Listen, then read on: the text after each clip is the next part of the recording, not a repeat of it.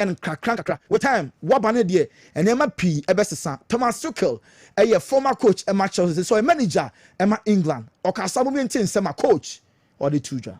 It's important not to over-expect from us, not to over-expect in terms of that we expect already like a clear result, biggest chances, goals already after 10, 20 minutes and get impatient and get frustrated with ourselves. I think it's a test to our patience. Andorra played against Spain and it was 1-0 at halftime with a set piece. So yeah, this is on this kind of level. It's a World Cup qualifier. You respect your opponent. You respect the quality, the defensive organization of your opponent. Then you understand how difficult it is to break down. We expect a 5-4-1 formation, which will be like 22, 25 meters in front of the goal. Why are Thomas Tuchel England versus Andorra? And also, focus Andorra for no. Omo anything enti England for us almost share goals woto no say there be ne kwan say you over expect a lot from the England national team now no ebeba with a 5-4-1 defensive attitude on Memorial Park no so England for be so meeting and break you down now omo enya win. Reece James Chelsea captain also Liam Delap no fan from Ipswich no a good addition now right back on so competition for England let me be coach best select bia no obi abe given the best. Reece James and so the message we Eddie Etuja Ewo Hodamo.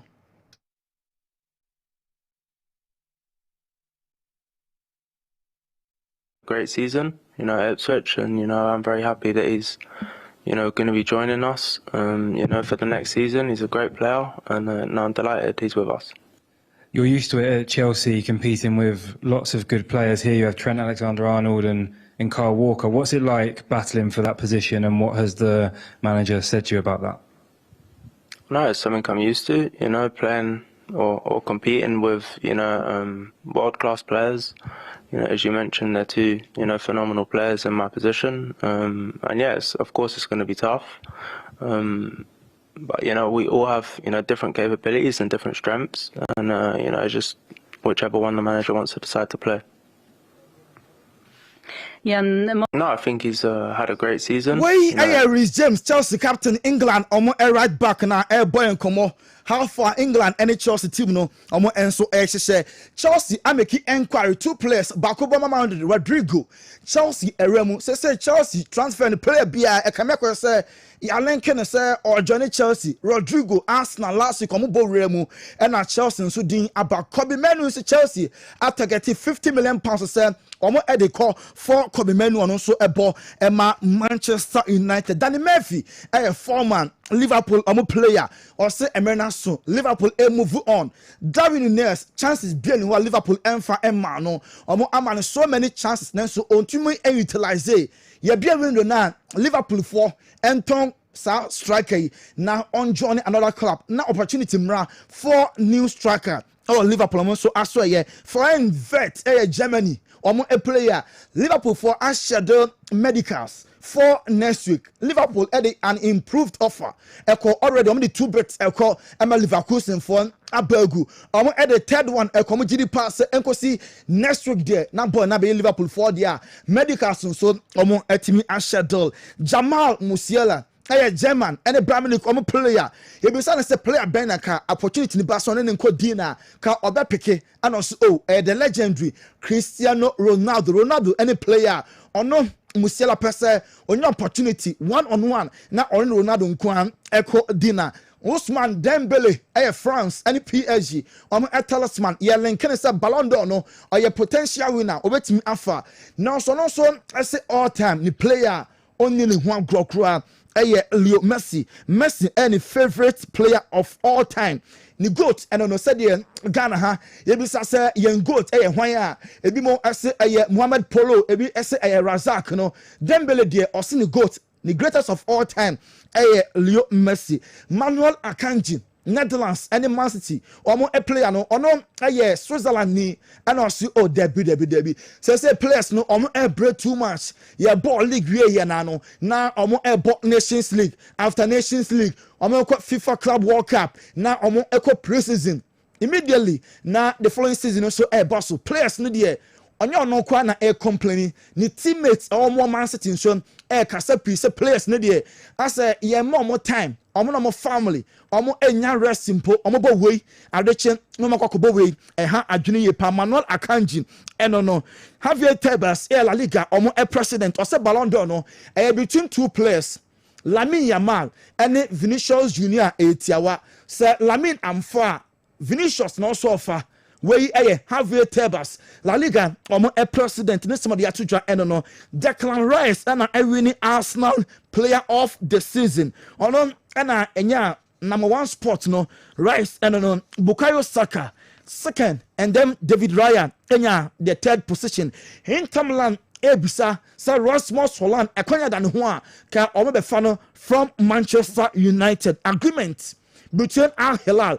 and Victor Osimhen de esi akase Napoli for no sikana omo pe no e shorty Hilal for no e person table 70 million euros Napoli for per 75 so 5 million euros no and I work with tussle between sa class no personal terms there Victor Osimhen and Al Hilal Saudi Arabian club no omo enso awie Randal Colomwani or your PSG player the ball loan at the Juventus say FIFA Club World Cup no omo any PSG enya agree say in case say PSG for air pen dia obetimi akọ na wasanso akọkọbo ne back etimi edi amomo AS Roma enra ena Jean Pierre Gasperini from Atalanta or sign contract of 3 years edi mo enra ena Gasperini former Atlanta manager no Roma for and so epa ne ho entuma Ange Postecoglou Tottenham Hotspur or the monje Europa League nenso omo afaya no enra an official statement eba ya Ange Postecoglou so da Spurs ase some man sa kwanya no and Thomas Tuchel or say ha twene passer or your manager now better say a colleague manager elusu na juma ha twene pa Ange Postecoglou saki and Thomas Tuchel e kan wonsem makes it's I feel for every manager and I have huge sympathy for every manager, especially in these moments, because I feel for them, because I was in the same spot and it feels horrible if you're in that spot. It just shows you that it is about it is not only obviously about titles. It is you can, let's say, survive seasons without titles. Thomas Tuchel, former Chelsea, now England national team manager, and no all sympathizer with Ange Postecoglou. Now, say why and Eba yet so many coaches. Yet Thomas Frank, or no Brentford manager, Javi Hernandez, former Barca coach, and a Marco Silva, or no a coach Fulham. Sa 3 managers see and our Tottenham form and so at me a contact omo Fermin Lopez Barca a player Aston Villa so many na wamo epe Arsenal and Benjamin Sesko din come akwa pass I realize the almost track no omra na omenya nim ho and for Emma the Gunners Rafael Leao akache AC Milan for say a person move on na oko another club enti offer bia ba wamo enje na on Rafael Leao de obese ofre AC Milan already at say Bayern Munich any club omo any boy na establish contact omo enso penon na fei FIFA Club World Cup IFAB omo shisha football mra no omo say referees no e show mu jerseys na omo e the camera button e be bom na omo anya clear view of incident e course of park so omo no communicate van so a ebeye public announcement e was stadium ho am obi at decision na omo taking in chechemu a omo enso e de emaye Thierry Henry say Ryan Cherki no ball pa de onimu bopa ohun player 1-on-1 tight space yan twetwen de Ryan Cherki no ball pa ya tese Man City for any ball no so anya wie Brian Mbeumo Manchester United and a ball no so almost done this on and so ebetimi aba yanko tenants kakra and French Open and memano semi-finals eba so Emma Novak Djokovic and Jannik Sinner and a boy Jannik Sinner every year 6-4 7-5 and then 7-6 Carlos Alcaraz and so echa Lorenzo Muchetti na eno ye 4-6 7-6 6-0 enti Carlos Alcaraz and Jannik Sinner and the finals no ochina and then Emma finals no about Coco Golf on then Arena Sabalenka and so na edi eta so afa yenhwe matches no na yen sorry na yentie Dr. Amagashi na pomodon sem kakra yanko corn me ball and no match ko South America World Cup qualifiers eba so Colombia ɛne Peru ebo goalless draw.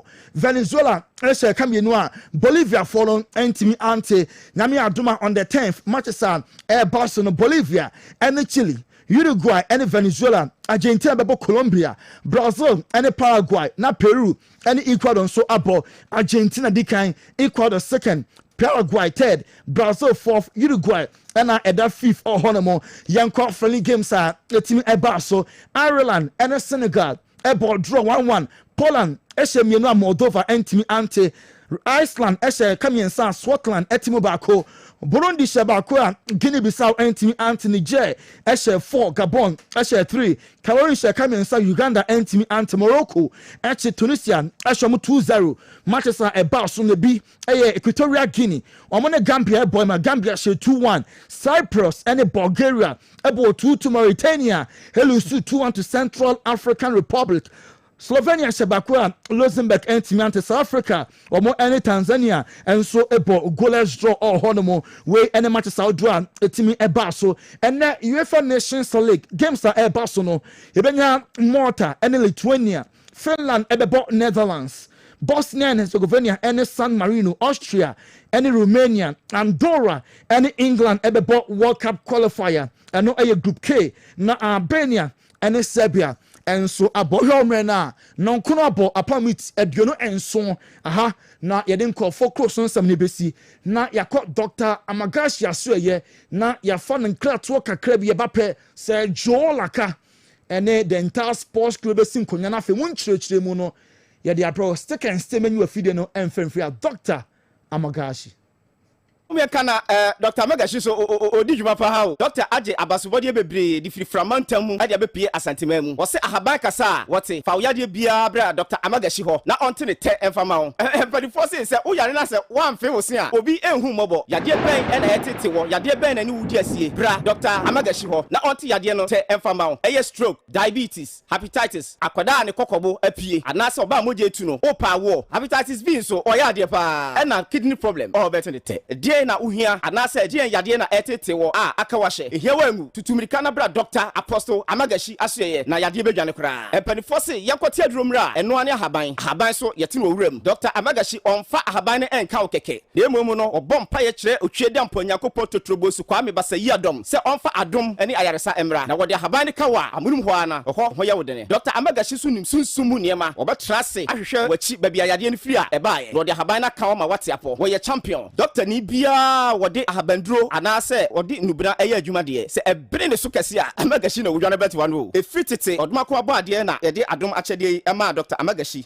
ode adi dwuma abesi ne Amagashi wo ye champion Dr. keke fa wo yade ebra na wuduru hompo a yade no 40% kura timira ansa kura no wo doctor se wo enkrama mu a enha ho makuma se kura eno ane se obekọ Kasua prison junction ana wotakura de a apawan Kejebri government hospital Kumasi so bra magazine macro police house eho ana Dr. Amagashi asoyewo Tachima so our Hansa brigade ana bogoso power line eho ana obehu Dr. Amagashi je number here that friend doctor sesia e was 0547 044 307 ana 0544 580 936 ana 020 24 08 206 Freddy sesia na yade anku Dr. Oye kikim Dr. Oye bruta everything trade be sine twedi ampon boss ro bo asase wa mo bibia biem ebo mu niema no bibi fufuro bia meka ho biem eno amu na suahunu nimde e kire de ye de enye ene de ye ena okutwa so mbeka kire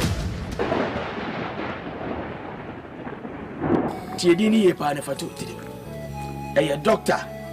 Apostle Amagashi we do nyankopon awie ye bremu wode hahamane nubna ese yade me secret ni sorry me catch you and say pick number na go screen na sekeke na de freno na tutu anama kono ho eni nansa me na me catch you wa yarsan eto betwa me de me ma meeting ni bebre ko hospital bebre ye ko ba bia me ma me na me ni menu ababa ko ye kura ni musi ye ko hospital bia kura ni musa wontimi nante nya hwe obi di adanse ye fa Dr. Amagashi ana o kire mazimaku ene e bai tiade ma me bai kura no sa na Dr. Amagashi hwe no first adura wode ma ya ko ye within 3 days I was just no mu adu na fe de ma me na watimi kura dua e de nante ni empega ni biem intimi ka sei sa bre de ma me no MC na yeni aje ahotaba nti me dia dance say Dr. Magashi obi biara ibi ha wo ni padrem bia de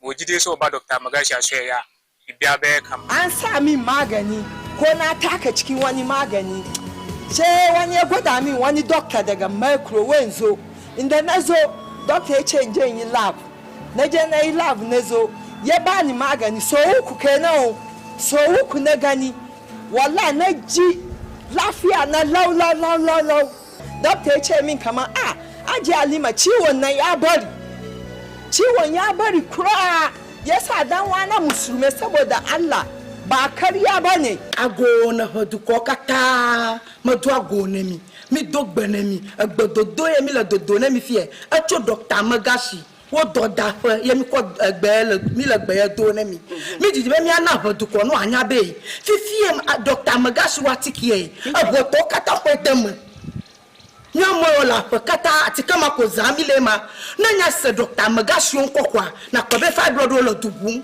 diabetes lo sisi adolele gede nko gangan yo lo dosi o lo sisi yata mi jibe mi ana mi anya be mi okata mi ho Dr. Magashi watike ko dem ne mi ano zaza ajebe ye pe ko nya nyeto ye pe ko bodu ko kata mi ho dem yata na nya nya bavi yo nya nya bavi kwa Dr. Magashi watike ye nya nyeto kami pe dem ta mi jibe mi ana mi anya be Dr. Magashi watike ye nya nyeto apena mi wa o hwa ba me de bae ino gbon keke na ye ai ne ya sese me wa papa ntru nyina na de ba na wa ye o pele nya botre ye tiele se we a critical issue ya ma papa me ko papa me di cooperation e ti na unu ba na je ni wa wa me ko papa no operation ma ba so me mi nsanka ho no be to ma be fo ma de why anyway is how me ko be funda ka no to fen so prefo ye wo ye die o so mi nsa na ke fe ka no ano ya wo tire ma me jeru kra ka tire me some fan ko Amagashi wo macro police house wo kasi kan wa to no ye de wa ye opani bato aba sini kimi ko Amagashi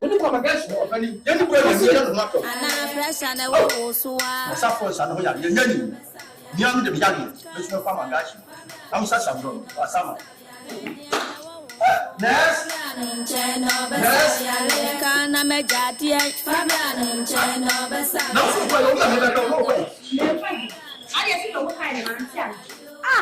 I'm about to have me back with me and send. I know fibroid kakaya me nya woti. And no be na wo fa mame. And no be. And I won't fa mame. Ade, so to me some yale ade tira won kama menko. Ya mutre. Aba wasela, abutre ntu owu. Yenko be mo wa. Me aba wasela o. Enye me aba wasela. Ye kaye. Se Dr. Magashi. O de bibi duro papa na say yale. E ba ha ben duro dia ko ya de number 1. My baba tina ha say, am was so me mu. My say ade. Me did me come so me kwa nya wo ni bi. Ene bari bi ahyemechi. Me matina ha bi mo hyiwe. Anye, kem. Aya what you am case kama. Sika me ba wa jafi mo, me na say check sama. E mo fa case kama. Amagashi go hospital go. Akwa kwenchiremi, so atonso hie ho a. Konu se fiu mpa ko. Afei, an mahu se. Dadie bi etwa dadie. So we doctor mpo. Na sebe o yare fu untimi nhwe no wo de yenwa Amagashi wo de frame yaso mesi wo de yade wo de abena me so bo am doctor babuwa wo ahwe yare fu na ma nam sem ye doctor we anya fa ne mankwa Amagashi wa kamsa sabro aka me so na nim se de die wu esa yade na me nim se bo fra han de sa yade me ko kun na ha akobo ani nubra akobo bebre na me so wo mo pa wo de bafua so wo te ne te me se badi aya to no enya sem tetua ye ha wo bia no me say kotwa Dr. Amagashi emfa ya die mko na ya die ja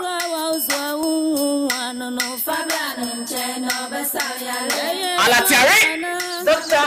Apostle Amagashi we opinion yawa wakwa baba Amagashi Herbal and Spiritual Clinic minua ye me pese me ma wote ase ne se yade a ebo nipa manipa ye mmobo onyankopon aka wasema to Bible nim de daada saa na wode eduyefo nso aye den aba season bi ni pe nyankopon pagya no wonim dwumedi edi wo Dr. Amagashi Herbal and Spiritual Clinic ye me pese ma wote ase ne se wo kan Jeremiah chapter 16 the verse number 4 wo se nkrofo bi wo ho a owuyade abo mo owuyade e de ba de ebi ye pressure wonim nipa do a pressure ekum financial up to now wonim nipa do a diabetes ekum up to now wonim nipa do a HIV ekum up to now When nipa do hepatitis B ekum up to now. Sa yade we nyina yade eye owuyade. Enu na Dr. Magashi nyankopon de yale nyina no aduro de amame. Sa oba Dr. Magashi Herbal Clinic yade biara taiwo yade ye sunsum yade yade nkofo ko meeting no matter what you say enu no me break you down. What about Dr. Magashi what in two time? Ye won kofo bro ono ma o mu si HIV na duro ni ho. Opani se unni edura enkasa ntie nyankopon abode.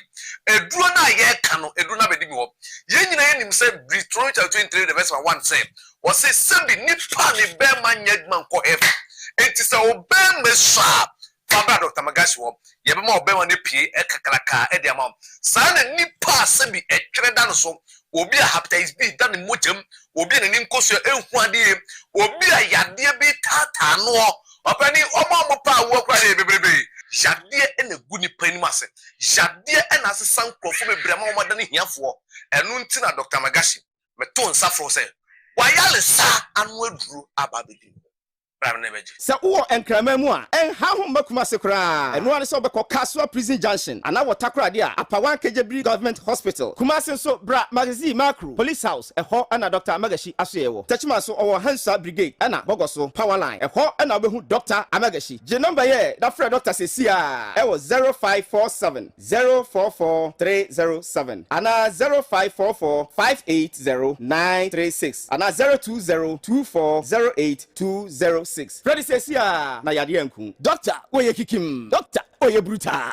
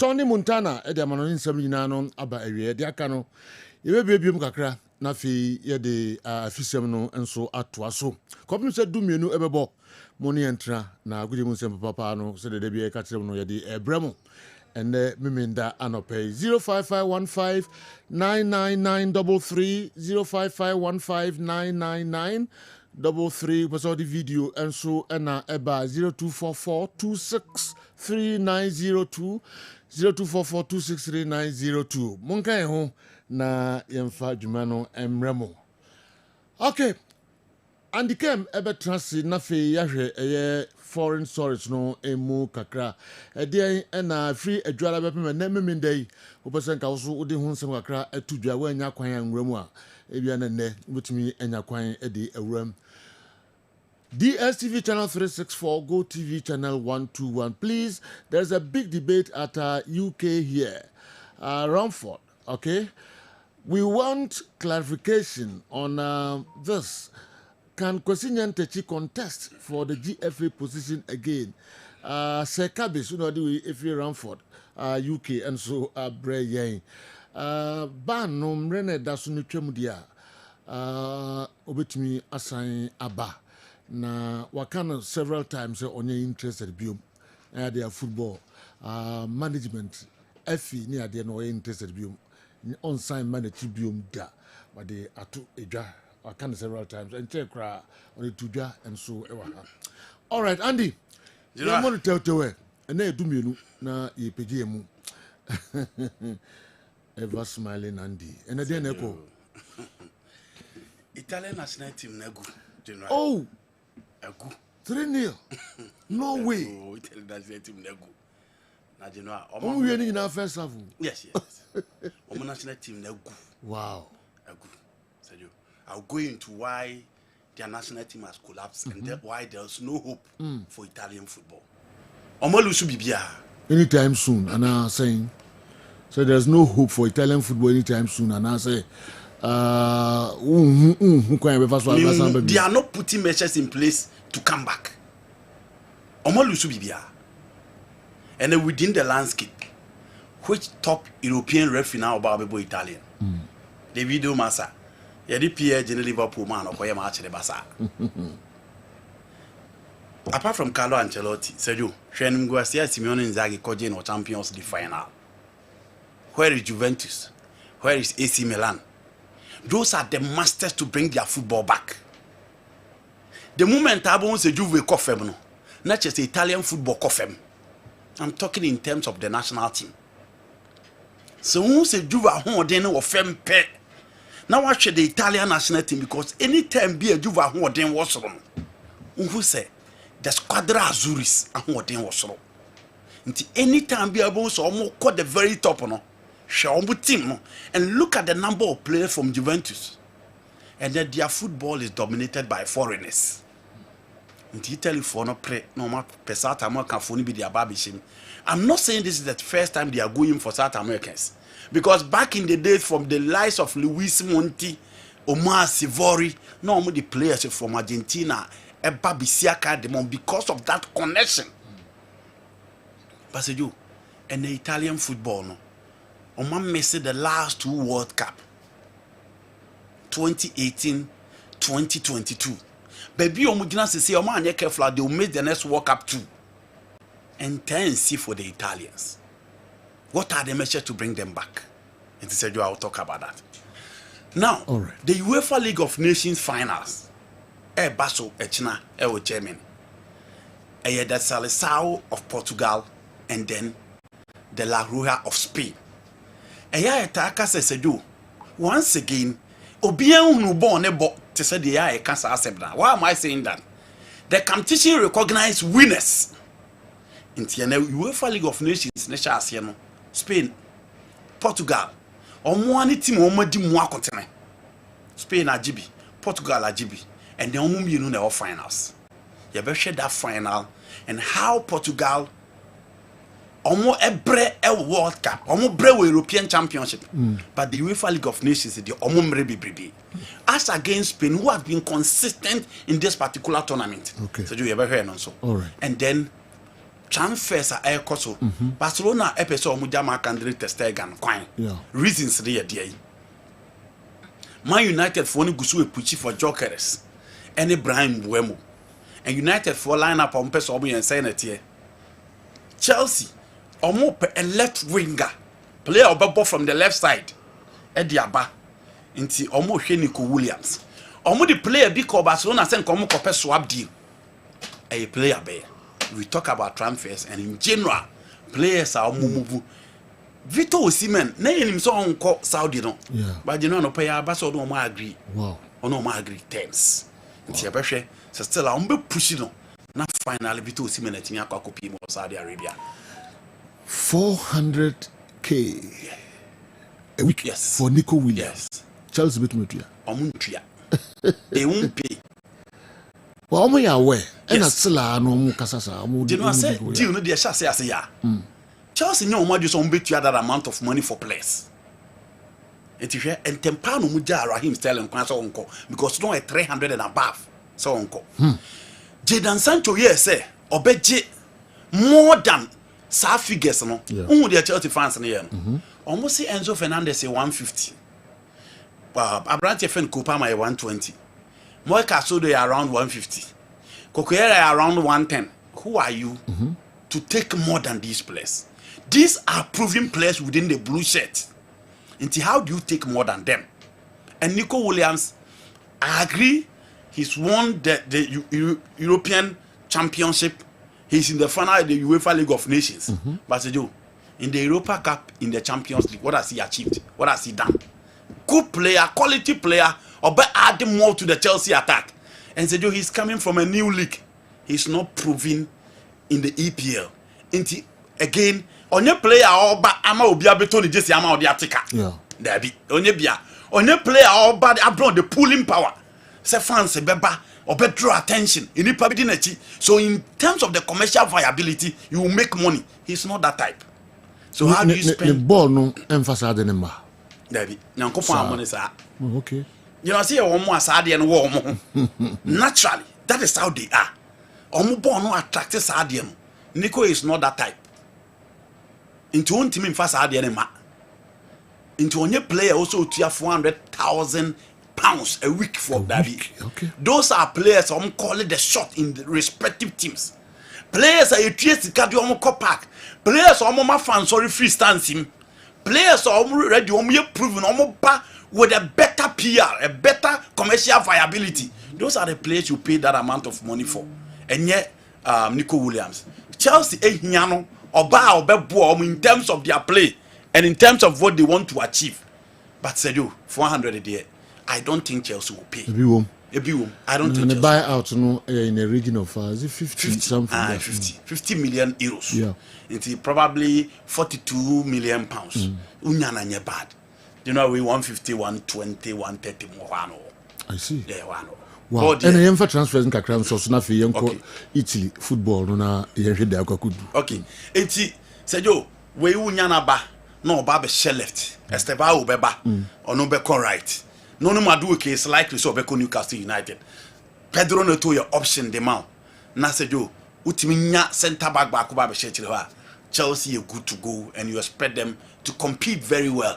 Sergio, on your screen, the dream Chelsea team I likely say omo betimi abon next season na hu no TV ne so no. Chelsea fans no eno na nti impose ye Mark Menan goalkeeper no Sergio menye so impressive with Spain match no. And as you know me Spain France France. What's one impressive me? France keeper na Chelsea pen no. One impressive. No. Me no ya adwen say adane de derby. No. Gabe fa Sanchez. No concede in the concede any dey na Sanchez be. Gabe fa Sanchez. Yes. Yeah. Over fa Sanchez that was just one bad game for a very good goalkeeper. Yeah. Sana mekan. A do time I ever told see na this performance. Nenye born me hwe na asema am kan ya say keeper Chelsea already wakachi AC Milan for say mo fan to so mo nyim free so already o wakachi AC Milan for say or person ba Chelsea no 84 per around 25 million euros.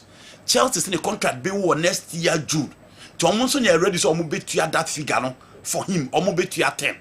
But Sergio, he's a good goalkeeper. That one bad game does not mean he's a bad player. France for Nankasa dan menya so say omo players no obi beka so omo yade until it was just a bad game. So none that post to him. Now James that right. You know how they hit him no so pedia. James that right. Marco Chiera on the left. Levico will name Maguay. Crystal Palace center back no. Omo mienu 4 and 5. Casedo Enzo Fernandez on the left. Jimmy Gaitens. England, you know, see Academy Dortmund and Omo Pen on so Chelsea per left-sided forward. Let's say the Omo Nico Williams no. And on see one player Chelsea so pen to on the left. Estevao Williams all right. Na Kopama at false 9. And only team at Chelsea for 9 and come the run next season yeah. I think the only problem is that they will need a striker in this particular setup. And I think Estevao gradually need to adapt to the style because now Brazil match the Carlo Ancelotti starting and fat. Until obey here adaptation need to be part of this particular team. But in all, I think with few inclusions, Chelsea will perform. So why be you number the Chelsea area? Yeah. Chelsea could PMO FC Barcelona. Now Omuko Barcelona no muko player be. Player no Omuko penny the Fermin Lopez. Chelsea already Christopher Nkunku pesa oko. Enti omo pesa omo ye swap deal between Nkunku and then Abrante a friend Fermin Lopez. Wa Christopher Nkunku bia ne Fermin Lopez bia Fermin Lopez me ka Barcelona Abrante na oba abo man oba bishego. The boy on your screen. almost a bad ball or goal scoring instinct and we play an nice shapo mupa he plays behind the number 9 onye a skillful number 10 he's more like an auxiliary or one number 9 no and only Femi Lopez and say Barcelona a left-sided forward there and in common consider no one yes swap deal common him say Barca Luis Diaz Barca Marcus Rashford Barca at the point they were looking for Rafael Leao it is almost Rafael Leao there then some players win issues home because you need to pay 70 to 80 million euro for Leao you need to pay Obi Etise Rashford around 40 million euro for Rashford Luis Diaz you need to pay not less than 50 million but enka o hwe Femi Lopez dia enka ye swap deal dia enka it will be good for Barcelona so benya a left-sided forward na enka Chelsea aja Brantwe Babasa says no and na dey say omone Chelsea ebedi say adwa no Barcelona ho abio Marc-André ter Stegen obia nim issues a wakom injuries oba back Villarreal game no fans no dey happy with the 3 goals or consider here again Barcelona fans na who say no if they really want to compete next season it shouldn't be Marc-André ter Stegen e also mu pay goalkeeper and any week and I'm able to just say Mundo Deportivo ne sport nyina report to say goalkeeper your friend Juan Garcia obo RCD Espanyol no wajia tum se oba bisia kan e dia matima your friend FC Barcelona so oni ajia tum dia ne chese session ter Stegen Inaki Pena out of the 4 goalkeepers na ose ba akoko na Barca for no hwemu a since na kwa kosi Marc-André ter Stegen so na reasons benti na omo si goalkeeper ne nko number 1 omo say onne Hans Flick intawantawa wo omo ntem because in the national team na Hans Flick I prefer Mano Neuer over no Marc-André ter Stegen no inti already no omo need that relationship e be ma branch na happy to stay in the club oye no sinten a another reason is almost a branch onye professional so omo ka so onye professional ade omo person omo kire say se ball no omo bokra na so omo de ne tenachi na ne bu afu onye ni je bia and ohwe ni dimi na onye player out the bench abo so man the other players no that encouragement as a leader to lead inti Barcelona any Inter Milan match no e wo Giuseppe Meazza in San Siro omo ko no omo amfa na nko na o hwe obi ti se Jules Koundé a sa match no nka ho ba otimi full train ne supporters ne kokko match no abranti oman fana nko ne bufu ye nti wanya de se odi team na chi ekoko support wo mo the next point is that they feel send wages na oje ne so oje 121,000 euros a week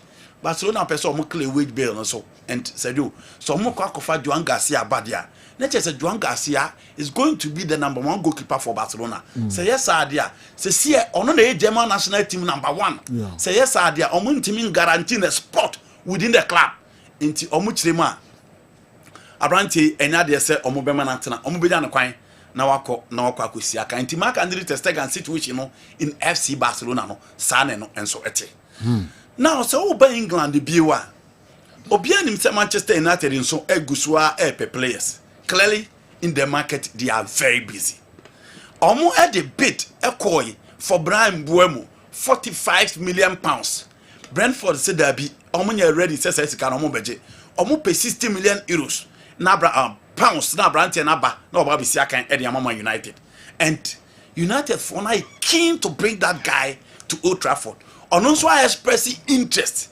say opeso sia kan e de maboboku e fe na Manchester United make Cameroon ya Brantje ya or the TV wa express interest Man United said that be still omo de ne beba and said yo after this player the next player omo de ne ba on board Victor Gyökeres ebini pa bebre busa why Gyökeres deal na delay na no ntimi nye and no ntimi nye quick because United needs a number 9 adeba ko so obi ate ase ne say so for obi to say Rasmus Holland o for obi to say Joshua Zirkzee all these players are still in United na say jo o person onya a balance sheet and answer financial fair play no enchewa e wo so ultimate ton ansa na o di bi nso aba say the be balance books na ma bibia timi akoyi nti omo hwe se Ghana to obi beba befa omo hwe se obi beba eye Rasmus Holland ho already omo te say Inter Milan Episode Befa Rashmi Holland. I don't believe in that story because Inter Milan, Marcos Thuram, Lautaro Martinez, none of them is moving anywhere. And I don't think I don't think that player Obeko Inti United full delay Jokeres move because almost pay 40 million pounds for Rashford, almost pay 50 million pounds for Garnacho, and almost just say Rashmi Holland around 30 to 35. So Omunye says Kana almost the Becca almost 100 million pounds now. Almost ready so almost best spending no. Now for Oma Kujama so now Oma Kakofa players Eddie Aba inti on your screen. So where Man United no omu players ni na omu team no am so omu the better so said the United team looks like United for no happy to see Onana imposed almost omu nya ne kwan because now we ba say Emiliano Martinez I express interest oko holidays no Barcelona into no be any sense ka oko Barcelona there ko be si aka dia ma Barcelona but Barca for ready for his bill and they are looking elsewhere for Juan Garcia into Onana is suspect according to the United fans.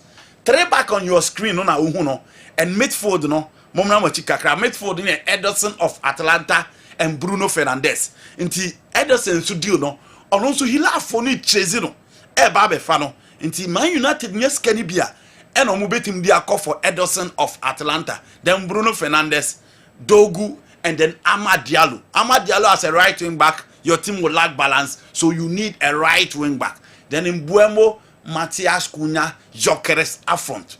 And he said, yo, Man United, omu players ni na omu pena say no omu team ebe look like. And I agree their front line will be scary for opponents. And yes. And ni money there said yo. So omu team nya omu aha say yaye. Mbwemo Cunha ni Jokeres. Wow. Yes, omu team nya omu diaka yi coach. Diaka no. Say said yo diaka no. A system that will suit them. Don't restrict them. Don't play rigid football. Just be flexible to the guys and they will express themselves. Because Edison combined the defensive and the central work. Enzo Fernandez will give you the proper link up. And you have attackers are more energetic. They can hold, they can pass, they can score. Into Diaka na supplies and Joker is a bobo na to Nti unye team say ya Diaka a coach. Liverpool end up Sergio Medru. Liverpool there one player no be who say omudi na chia and I no build the buy Kuwaka tell what Germany the buy say omo move ne for Florent Vase no kranim nyamia ni and I no be busa me say it Florent Vase bo we no board almost say 150 million pounds and now 140 million euros and I'm say sana game no tie so what me bo homodin kakra bia you are good to go. Liverpool are keen to sign this particular player.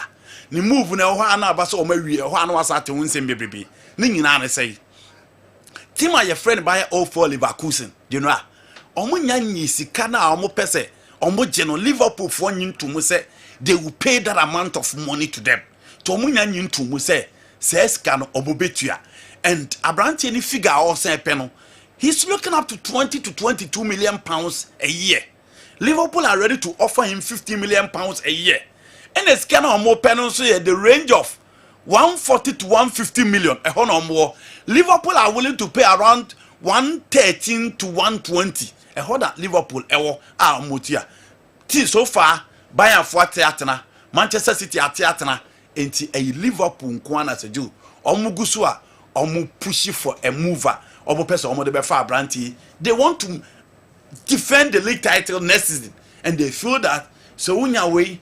Na unya Cody Gakpo, na unya Mo Salah, na unya Diego Jota so le deal like that. Say yo, you are good to go. Inti eno ene deal la Liverpool for gusua omo hwese omo betimi afinish bibia. For Arsenal, Benjamin Sesko na yate so omo ko de bia omo kan ho asem do. Arsenal enwira, but I think getting Sesko on board will also help the attack and it will change everything. Mikel Arteta set up, especially up front. Just provide us assist. And Abrante your friend, Benjamin Sesko who bang in the goals. Inti enoni deal as a Joe. Transfers no so far. Baka Osimhen there. Galatasaray fans and so on. Tana Omo Penasem was share the president of Turkey. Also, offer baby obia boni din say on tana onimbo nebo within a short stint. She adwuma waba beye eye bobo ko e friend Galatasaray mu. But you grafo we there so mo ba waso e na se deal ni ye no correct. We are real na. Signing here, you must share that on money. Na so mo ba waso e na general 1 to 2 nyame ya nanje wadwumu po na wabo say you want to be at the highest level, you want to stay in Europe there, obviously you join them into Victor Osimhen 30 million euros a year so do enyesika ketwa eyesika so into obviously he can join them depending on him and cry about no pay say do Abrante no agye pene so obekwa akosi akan e de amom Victor Osimhen said you obi beka senya feel no kwaji world best o ska and a whole lot, but I feel ka by Premier League ni ma ka be boano but it looks as if the English teams no and so empedo until obviously akoye sa ade a then you need to move on and hopefully so betimi making money na ne betimi akoye African players no ewo Europe no omududo no ano sika na anon peso mo boko at the highest level omududo na ohun sa you know the first African players being Europeans yes. and South Americans don't bet me a discage South Americans be a discage but Africans no ohun say sanity you know yes and Victor Osimhen decision a shock one also a move you know yes no all cost Saudi no and shocking me number 1 and shocking me number 2 on the issue of African players said you how many players now share more streets ubu so omo said there no mo person omo ye obo mo the person can say me person me 2 kwan that is the first thing me person me 2 kwan when you meet a Brazilian player and you ask him I want to win the Champions League, I want to win the World Cup, into the mentality near name you know why is the Brazilian want to win the World Cup, why does he want to win the Champions League? Because he's looking for first class teams. I'll bet me a bonner pushing for him to grab those titles. Dear no, dear hochida na eko. Into why will a Ghanaian player will rush to join Angola, will rush to join Ethiopia? It is because of money. Into yenye sikana, yenye so ambitious to get to the top. You will be more almost was hard when said abi. Ball ya me boy dear me manisi here or some kosolo. But say you how many of them? And you Madrid so they want to play for Madrid, they want to play for Barcelona, they want to play for Arsenal, they want to play for Bayern Munich, all because they want to achieve trophies, all because Tony Eboa, JJ Okocha, Bedi Pele, Asamoah Gyan, Sami Kofo play to the highest level. So those are their mentors, are more mentor to that level. Omonim crofom person bobo no te say omo Ghanaian players are hold say na so Joshua no streeting now busan say o person boy yes hwan o beka say person boy me boy yes Steven Apia o person boy yes Suleiman Tari o person boy yes Asamoah Gyan o person boy yes Abedi Pele no obviously you mention a different player in Europe name nti ni nyina ye part of the world no sika and na ye kwa akopedia ba fie pressure and general opportunities ni ho nti say o nyankopon boa na nyame yi opie free ye mu na akwa abonte a it is about money and nothingness. Few of them, and I said, so Mudru, who said no. This opportunity, men so me yire me ho ameti me abo, inti me yire me ho a, men so me come him. And that is the lives of Michael Etienne, Thomas Party, Stephen Apia, Kodjasa, Momu making incursion, and will pick him on call muti make amends. Into a part of the world in the it is about money and nothing else. Sika, o pebe fie say kim, obi a ho ato. But some to party ni kudus or Arab world. Yes, I don't think that was concrete. Concrete. No, rumor mills because I do. Kudus, Kudus, or Chelsea Reader, so one thing. Yeah. Or Chelsea Reader, so left-sided forwards now open. Kudus is one of them. Okay. It is a matter of what the opposite will achieve. Obi who say no, but no me monko Real Madrid because you know how many African players. And in your chance to play for those big clubs. And you fire and few. Black African players on my Madrid no omo yesay. Omo my Barcelona no omo yesay. Omo abenya ba kum no anamiensa. Omo kura omo ko Europe time ben. What system no omo for before they got to that level? Omo the system is clearly different. And he said you say me ameti e na makwa akọbọ Arsenal and makwa akodu West Ham. Na me sika ne ba. Say you, I will only focus on making money and making sure say me feeding my family better. But some me kwa premo say me easy to make it at that level. Yeah. The demand, the expectation to have the agency to push you no easy. Eti African player bi abenya nanka ye bon dit say the basi Abedi Pele ko ball corner kick. E ma basi ball bosha ya ene ye da so de ka say myself for Champions League omji da bi e kan Abedi Pele din. African player be abenya say upon we a ball in the similar game from the po mu twenya akoka the other end. African player be abepɛ say the JJ Okocha ne Tony Ebo akoye Frankfurt no umbetimi ayi bi but you know the opportunity, the agency, the PR, the media work to push you no. And then niema bebrebe no ekoti aye enti ne ntimi know that particular level no. Tu ko koduru ba bi na onya osika say do ha ho bebre o de ba obusua no mbe okay a then you take it from there. Enti Osimhen there joining Sedu. Barcelona is not coming for Osimhen.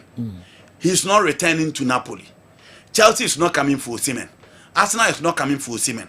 Manchester United is not coming for Osimhen. Liverpool is not coming for Osimhen. Into one day. Maybe just on track take you hokra. Well, bad. Yeah. You know, I take you on bad.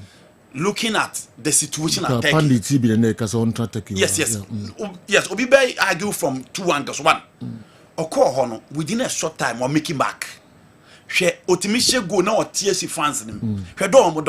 The president says offer baby in Turkey. The name is Osimhen.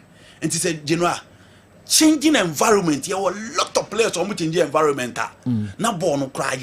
I don't think send so Romelu Lukaku Chelsea the scale we are seeing akoso Lukaku will come back. No, because anytime your best step foot to Stamford Bridge, the game will not take off. Until Osimhen, a short stint, he's been accepted at Chelsea. He's loved by the Turkish fans and everything.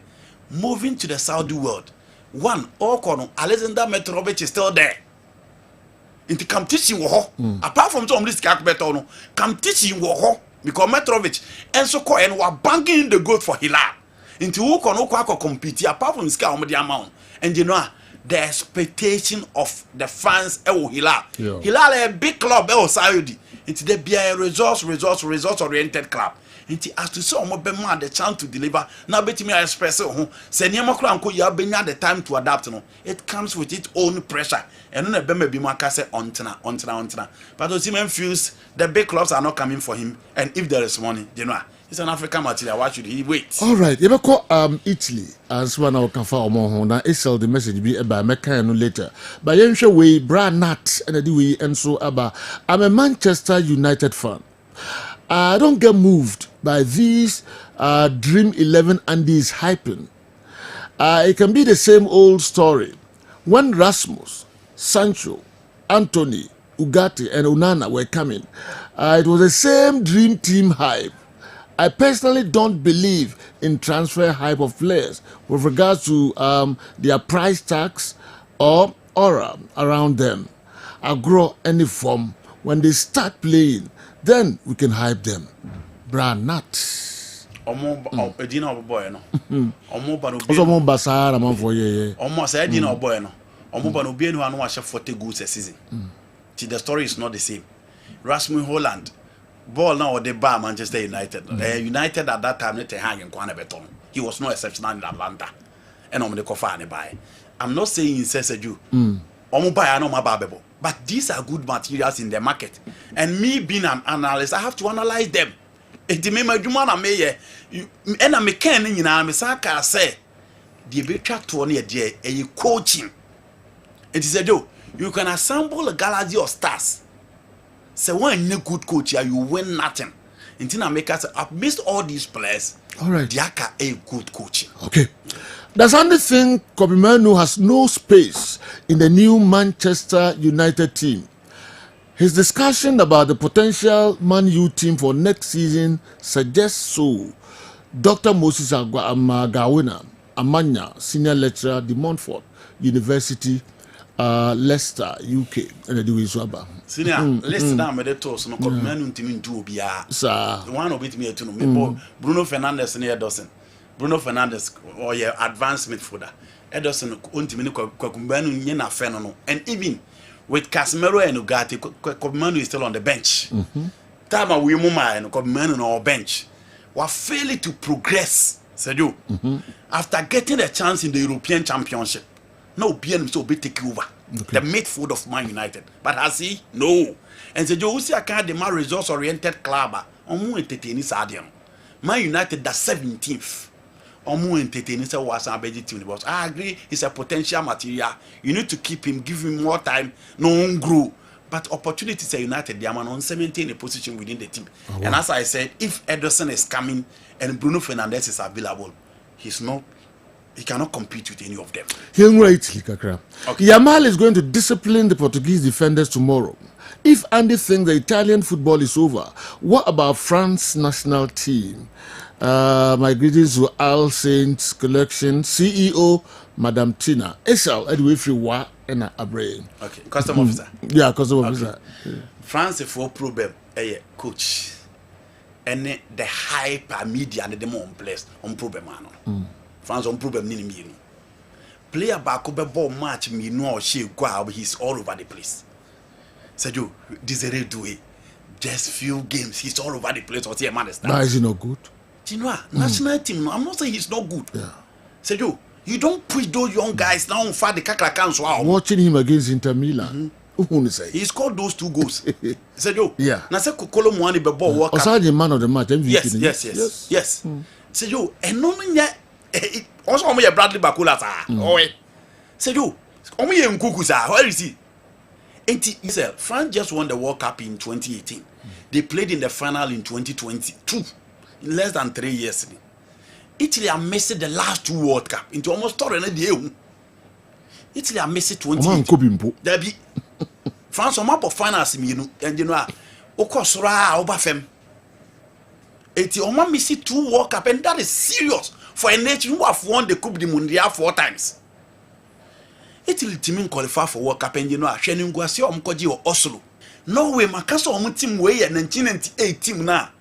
Tour and the flow more the ban 1998 World Cup, and be normal same period.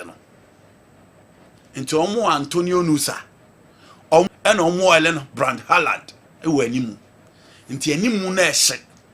And Obian himself in Italy. And lack materials. And tis a face, no. Omo wakakrebia obons omu yi omo.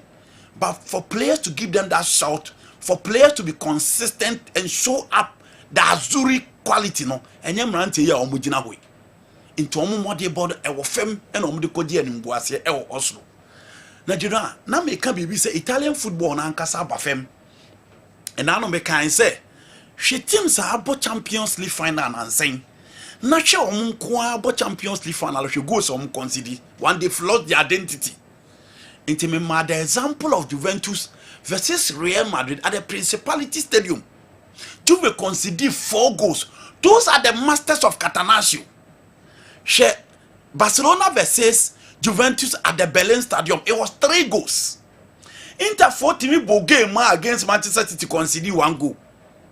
So in the final against PSG, 5. A team at Auburn in second Champions League final. It dismantled the Inter Milan team that have huge experience. 7 Champions League final and almost 5. They flawed their identity. Almost lacking materials. Na Madika can say, se Juve kofem pe. No, say Italian national team ne kofem. In 2006, when they won the World Cup, they had Gigi Buffon, Fabio Cannavaro, Zambrotta, Mero German Camoranesi. One team nim. No one who said Juve form one team never for. Now in 2012, time on mobile final against Spain, you have the likes of Claudio Marchisio, Gigi Buffon, Bazzagli, Chiellini, Bonucci. You have about 5 players of Juventus within the setup. The last time they won the European Championship against England, it was this same Bonucci, Chiellini at the back line. And I know more Federico Chiesa up front. 3 Juve players within the squad. I know Munimpo. But you know, look at the situation of Juventus now. Juve want to say. After Anelli call, you know, what is the situation of Juventus? Changing of coaches, lacking the risk quit material to deliver, struggling in the elite European competition in the Champions League. Who do we say? Omu make mark eho. Nene Juve kakrakai yield the semo consansa omo savona mo kambia so mo but sejo Brema mo ne Pierre Kalulu. Those are the guys and sejo Kefram Turamo Cup minus mo. What are the Italian magicians? Who be changing Yama for the squadra Azuris at Diamomo. He been in hobby. And they said, they've lost everything. They've lost their identity because and they almost copy national teams are who baby. Abro almost star in Siutuomo. And then who Italian defender, ne asset, a passing. She Bastoni Obia Bonidin. Said you, a dear Bastoni, and say, or you're comfortable on the ball. ɛno na Barcelona di edge ne din hwɛ obi te sɛ De Lorenzo that same thing but adia na ma kilili mo edi ji on with the act of defending I'm just saying more di koka say if you want to learn how to defend or say ko Bonucci ni Bazzagli and then kilili ho now question how to defend no you know the Italians are lacking it now in the previous years now Italy for produce quality forwards and Rutigi and Raspadori mo and Italy you know in the last few years Italy is struggling to produce a quality forward in all the department of the game almost the Italians nga yenimno and ya no na wu and said yo Luciano Spalletti nso ntimi nya adwuma ne ye it is the reason why they are struggling to make it to the next World Cup. It's just unfortunate see a best sample World Cup bio without the Italians. Most of the top national teams are struggling. Brazil, Germany, omunyina struggle but you know the fact of the matter is that Italy the end of the day are worse as compared to all these teams. Germany missing out from the World Cup. Brazil are missing out from the World Cup. But Italy for missed twice. And as I said, any coaching, refereeing, VR, national team, UEFA Champions League, UEFA League of Nations, you won't find the Squadra Azuris anywhere.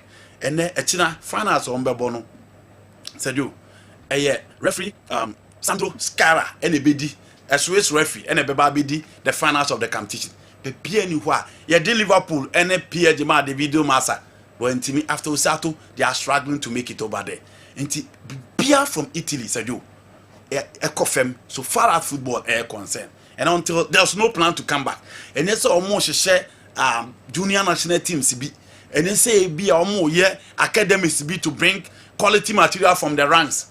Nasejo omotimi ababe take over from Destiny Udogie, De Lorenzo, Nicola Barrera, Raspadori and all those guys. It's still foreigners, no, and I think you know take over the Italian game. Until some best up, no change the plan to go back. No best baby on Sejo. Because I struggle, sir. Okay. All right. Enti young fancy ha. Nafi. Na yanko final game no so kakra ne hwe. Spain ball against Portugal na big game. Na Genoa. Me mfa unko akire bebrebe. Ye hwe Spain against Portugal in 2004 European Championship. Portugal so mo 1-0 courtesy no Gomez and Osego. Almost be share bio in 2010 World Cup. And a David Villa, a 2 watana, Emma Spain and a Spain a shell. Almost be share bio in 2012 European Championship. Game no ending in a draw and a penalties. Bruno Alves, wow, kind of center back for Portugal. No ball, no dear saying. Almost be share more the 2018 World Cup. It was a match for Cristiano Ronaldo, a hat trick, and a Ronaldo Edema, Tima, your friend. Portugal 3-3 you no be adding coffee in 2023-2024 UEFA League of Nations no said you almost about be shy now first game of course so Benito Villamarin or Seville Real Betis Stadium one game and day 1-1 and almost call Estadio de Braga in Portugal and Alvaro Morata coach 88 minutes goal and the man a Spain and a Spain for a Portugal so the last time almost shy no said you team your friend Spain are really. Come teaching your boy Spain Ajibi, Portugal Ajibi. They made in one Portugal Nigeria. And they come teaching Portugal for in Bo and your World Cup and your European Championship. Now what because omun team mo we come teaching Portugal for any Bopa and Tijinwa and no more bon. So show mo last game omo boy against Germany. Now money encouraging in the first half, but in the second half omo bad game nimpa. Now, so we Spain team now, must settle with confidence and in the absence of Laporte, Kaiser Laporte, in the absence of Rodri midfield, in the absence of Alvaro Morata, within their spine, when money runs here, you expect them to send take over team no normal team but you are not feeling their absence in this particular competition. You know, I see more MIA one night the Stuttgart Arena against AF France, and I hope in the final Sana Betuaso for their backline they look shaky. So okay, but offer Marco Correa on the beyond one is sealed. Offer the defense of the Hosen said you naturally honor there be only little mad na ho shaky. Midfield almost bench Fabian Ruiz in the final. Fabian Ruiz needs to come back because Zubimendi didn't begin Merino there. Sergio Omunfi and I'm who paid the year in that particular final night, semi-final night. But for Nico Williams, solid. Lami Yama, not so exceptional in that game, but he did what it matters most. Taking the penalty, or not in a penalty, no, and the second goal, a ball, no, so a side ball, no, a share. Emma, or still show no with those 2 goals. It's a non setup, I mean, especially on William. Now for Portugal, a lot will depend on Roberto Martinez. The Portugal for baby do a game where any players and your coach. Why am I saying that? You know, you don't play with your best midfielder on your right side of defense. And one, I was a coach to share nature the and this particular game, Nelson Semedo or Diego Dalot needs to come to the right side. On the left side, for me, the best left back in Europe this season, as against the best right winger in Europe this season. Lami Yama on that particular side. For central defense, Goncalo Inacio and Ruben Diaz, solid. Now the problem is maybe a midfield. So pay Pierre phone me no more Bema Spain phone Jumapa. Joao never Ventina and said you how Ventina bad game no be change game no anu game no boy. So you pair the 2 of them. Now I must spin trouble because the Fabian Ruiz any Miguel Merino ne Pedri Beno, these guys can do it with ease. Into you play them and you play Bruno Fernandes. Some person has been for defense now, baby, you're crucial. Into wingers, no, share or more betting me a teasy, I take on more running at them. And for me, Rafael Leo and the last game with him, so it's not likely so be soon in the final. Bernardo Silva on the right, and then the left is so crucial. Why the back when you Francisco Trencao Momat said, if you really want to win it, so you need one of the wingers now, or betting a teasy the opponent defense on the left, then Cristiano Ronaldo up front. The only answer be provided ball number for Ronaldo at the top. So supplies in the bar, you are good to go. But Sedu, the mentality of coach FN Roberto Martinez is so important. So Jitum so could defend their only chance. You know, so Jitum so could defend their only chance. But if you have those 2 midfielders, I don't see why you should defend, because Ventina can match any of the Spanish midfield and form the same thing applies to Joao Neves. So a lot will depend on a Portugal approach to this particular game. Spain, they are not playing under pressure, they are comfortable, they are playing their game, and I'm hoping say Nico Williams or Lami Yama will change everything. A lot will depend on Portugal full backs, because Spain upon your boys in you know left and backward right. If you're able to stop them, you are good to go. If you fail to stop them, you know you will not survive. A game for Spain, say Portugal paper game, the approach will come from the coach. But if it is going to be the old approach, I foresee Spain lifting the trophy. All right. Kessben Television, Kessben 93.3, Kessben 92.9 Accra, DSTV channel 364, Go TV channel 121. Yeah, twaso and Dumienu and YPG Muntintente Boboso and Crankra, Weekendy and Semben and ACC Ewo, a year and Quafo, a Crosso and Andikem, Abomodian Ramo, Kakra, Yaba Efficient Noswa, AOP, IAD, Ebemamo. Yami Yaduma weekendi Ochina and GPL games we chat to okra ni no baso yebehwe ho nsem kakra na yaka still ye twen se Ghana Football Association Andy omodi ruling no bebantentem Nations FC and Baseke Holy Stars say na akwakusi the meteor Nations hokra latest meeting say enye penalty na referee G and ma omu jai ball no na omu ankasa na omu sori akọ match commissioner no akọ catch and nyema omu fam supporters no ene mpanifo ara ayaka de ye omu no there's no way anko metimi ato ball no so na omu ball no kra na ko omu kokose ana omu koko wini ana omu tika omu nim de ebeto omu emra na omu da form kra na sa nyoma nyina na de ye mpanifo no ni supporters no Intina omo kwa catch match commissioner no say almost security yes kwa assurance or the man omo no na enu 70 security men no I know some bro. Okay, but match commission ba show almost say almost the jack and ba come. Everything is under control. Yes, into omunya bo trade abano. Ebisu nam kwan mu omoba.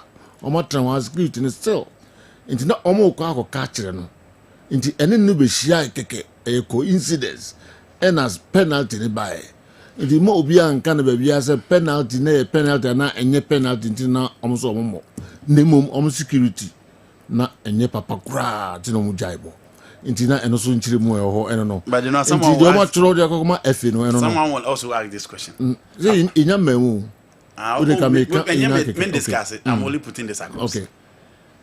On report, no, a lot will also depend on referees and the match commissioner reports. Yeah, so match commissioner referee there. So outside the pitch, then you're massive. Because I'm referee no, na and some of them kwa koma FA no. So referee no nya way.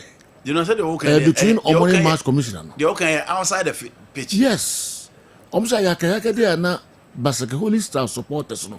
Dina almost yes. Oh, failed no so. Stand num VIP ho baby another committee num ne managing members no wo ne baby supporters no no. Na almost ye ni nyan. Me no nyina ka sem ba ko na won.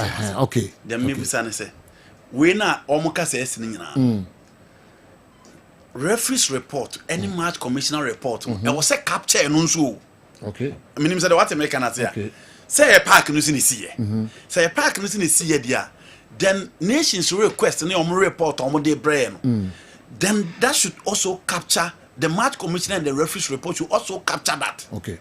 Another American yeah, because say you say abobo na away team no omo enye secure that. Apart from some more report no, I was say you call everyone report from the match commissioner report from referee na I was say no so capture sad and say the away team was intimidated. The away team security were not assured. Yeah. Until I was capturing that is the point I'm making. Okay. Into about also discussion no. Then now here the Ghana Football Association. Basakede omse FA no nim emrano. Yeah bobo na say opposing team jaiba clear honum say the on points more.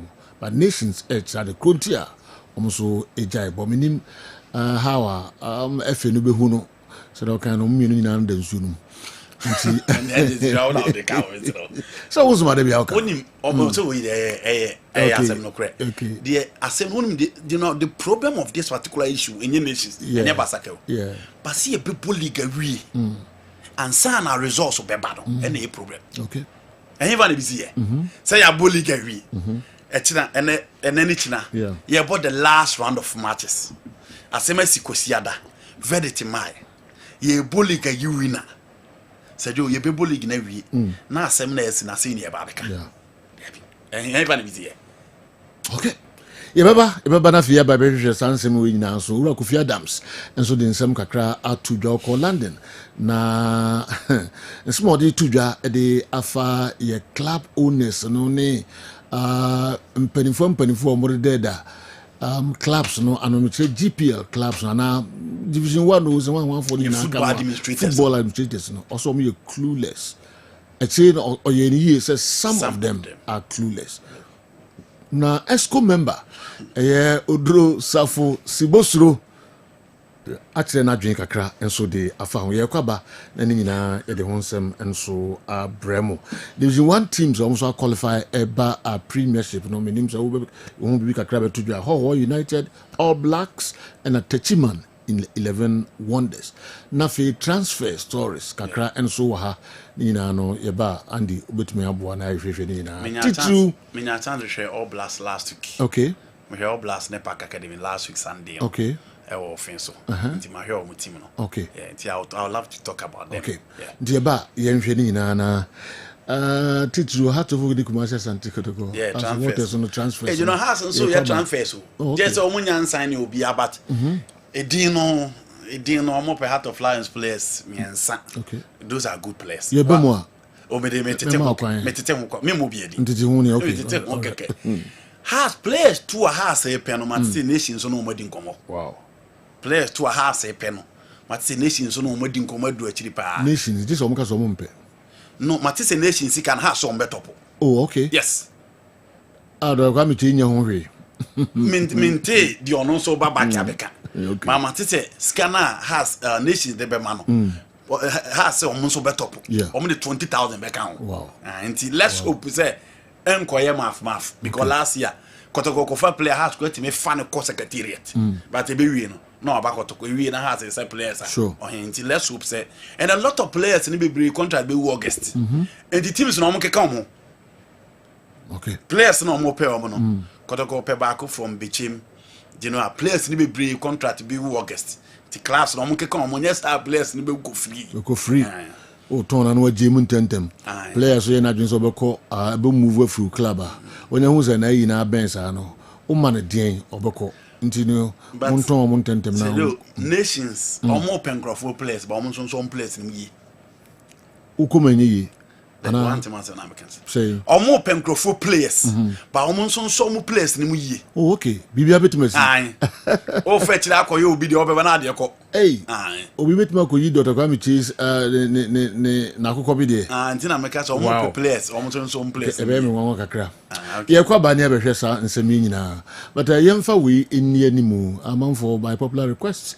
Nsema Karim Zito e kan de fa Mohamed Polo ho de kwabna a Japan. Enso aka de afa Polo ene Razak enso eho. Yeba na fi yaka nyina nso abremu. Ye ne Karim Zito nkomo no ye betie part 2 enso ene e wo program isu.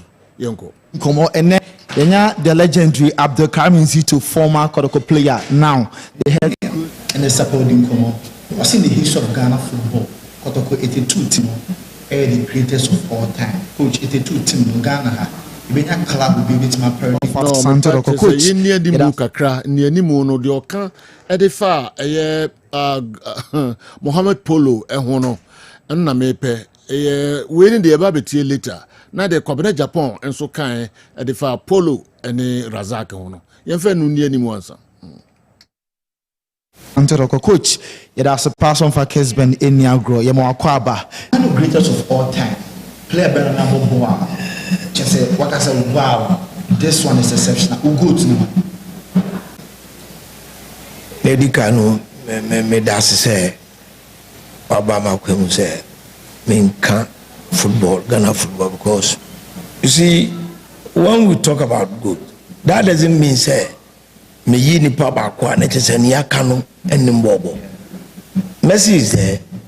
We have Neymar, we have Ronaldo, they are also and they are all right, but you can't player Ghana pa me Polo Mohamed Polo because me mataki no me nimbra ma bre Polo nsem fitama ye bo course sealess na me so me bo great Mohammed once home and me bo speak fire enti ye de ni bae ye no nkobo man ni o ye no Polo ye na taki Polo enti 87 Kotoko versus us me yinu free match mo ha me yinu me bo na chi enti all corner me so manyao Polo so anka Polo ko Europe ntema nko meta free na se Messi na o hunu Polo or bossy Messi. I'm telling you. Sir. Polo. Saka Polo kopia muchira. O kopia dan ko meta free nine. I'm telling you. Or the new ope and all the ball here. You understand? And our mouth pass here. Go near we and our mouth. Or mouth pass a go. Pass now the mouth. Chira una obese no. Then you pass in enko yi. Kai. Polo, dear. You see, if I'm going to say, no, Polo. But Polo, no, yet, yes, so Kofi, or any Jakana Samachre. You know, me, I was being trained by Onija. Waka footballers in Samachre, so Kofi Timbe Bisani say, me ko isi a obesi amami ana oka aya no akwakoe what you say oh esi baba yara me won so mi so o ye ne ko to duane bre o oh ba ni ami me kin de Polo let him tell has no kotoko bo me ko he na me so we ne Kofi say no bo kotoko 4 no down upon bo 2 I say down upon ni Kofi say any ha em say ni wofu down upon thinking say down upon person otaki polo because no more national team together me ka say twa down upon Kofi say buy no or year no bibi ma okotihwe ma ni peto no a ohye no eti se danta avena mi se na opon esre no oni polo ala she oni polo di agro polo atwo bi ama ni ati nka mo ya da opon am friend am bisa no na me was Accra Sports Stadium small boy me yesi kotoko ba me CSC skala ba ho kotoko so see better can coach Saturdays na kotoko ni asini mu de but e be free gate in pa. You see there are so many factors. Seriously, there are so many factors. During your time now foreign news new on football. The only thing they have is kotoko has. So everybody here papa no more bia kotoko has. Now we have a lot of divided attentions. And over. So it's and I'm also you spend more time with the foreign than the local. So which Ghanaians are very attentive to news. They are very attentive to sports. And then say see a holiday, Kumasi ha, see no sports we Kumasi here. I'm telling you, woman said, "Kurum no cry a door because there's no sports." You see me, me too. Who share me daily routine? Sorry, you're born 9, 10, 1. I say me share Kessben. Me we Kessben. I say me call nursing. Me we ada me ko training. Say me one start we are there no. I me share me timer. Me we mantimi am me call dida. So it is like I have been into me call hotel Kurana. Oni Kessben me tin say maintenance hotel. You understand me? Uhwekura and then me no akon me see one Kessben nko na asida na eba nti omo ye na asida no mra. You understand me? Because it is not part of my program. Say me dey am program. I just want to listen to Andy. Wow, to listen to what I call them doctor na achi and the way Baba yelled. Look, to be honest with you, even if forget about the sports, the way you start cracking jokes before even the way you cry, you know, the best health medicine is to laugh. Emma was you forget even say and so to me media don't know me since I came to Kumasi, I'm telling you, I've not gone to anywhere. Maybe I'll be my corner a ball in Tinamikoy. Me boost ya for I'm here to go there to tell them that I'm here.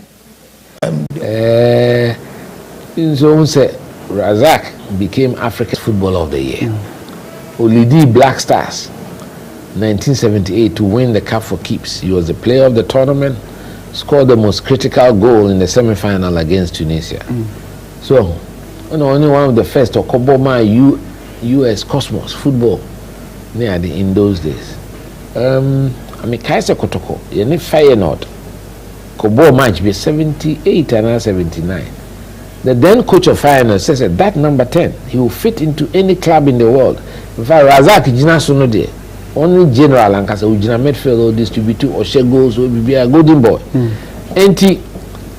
Achievement wise, near then the Mekase ono will be number 1. But so Busam says scale for scale there. Nyame nim ni since me nyine we say Kofi beto no kakra Saturday say wako from.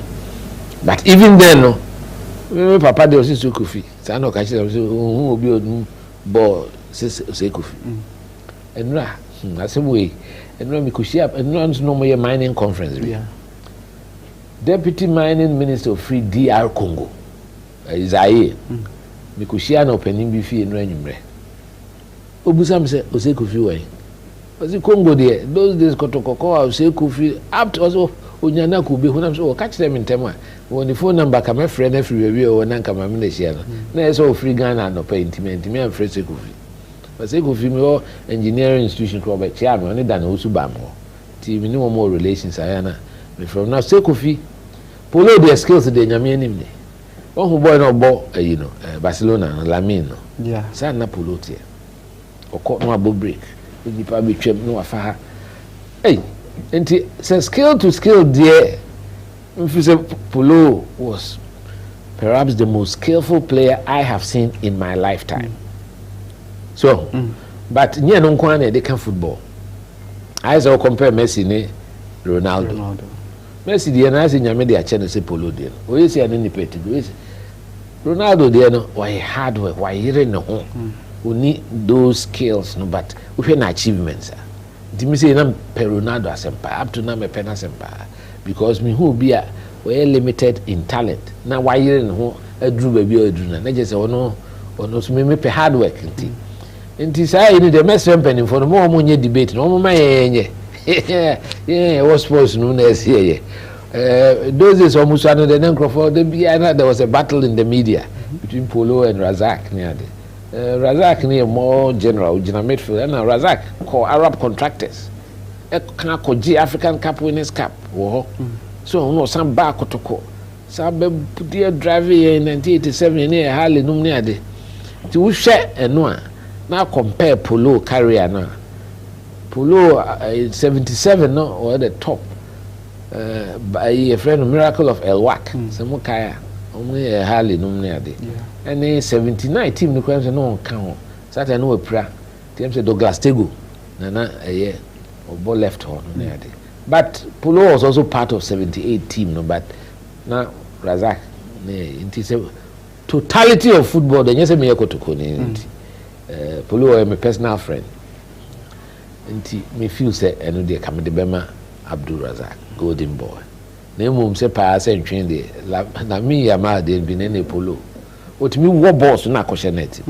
Polo na start sa footballer and left wingers no e bo free right no. Coach Afrani Koye bi 1984 the friend the Boake debacle. Ghana for the 18 attempts to feel the left-footed players were right because Kofi Bedu Kofi Abre Asase omo Francis Kuminum de go omo nyina lefties. And we say lefties in now right. And the righties you want because SNM Zion train no more right winger John Johnson no I'm right and the football na sesa nti eno de kakra metimi akafa.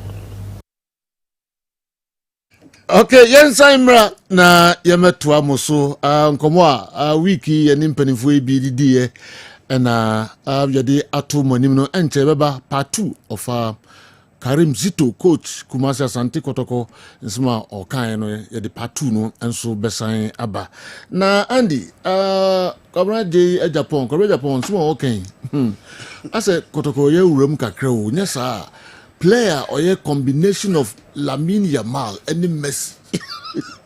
Hey Polo, but as a name the person can beauty be that's no kind. Or person just Polo in Nimbo. A combination of Messi Lamine Yamal. Say and I know me chile mu buy. Yeah. Ni o chile mu akwa chile.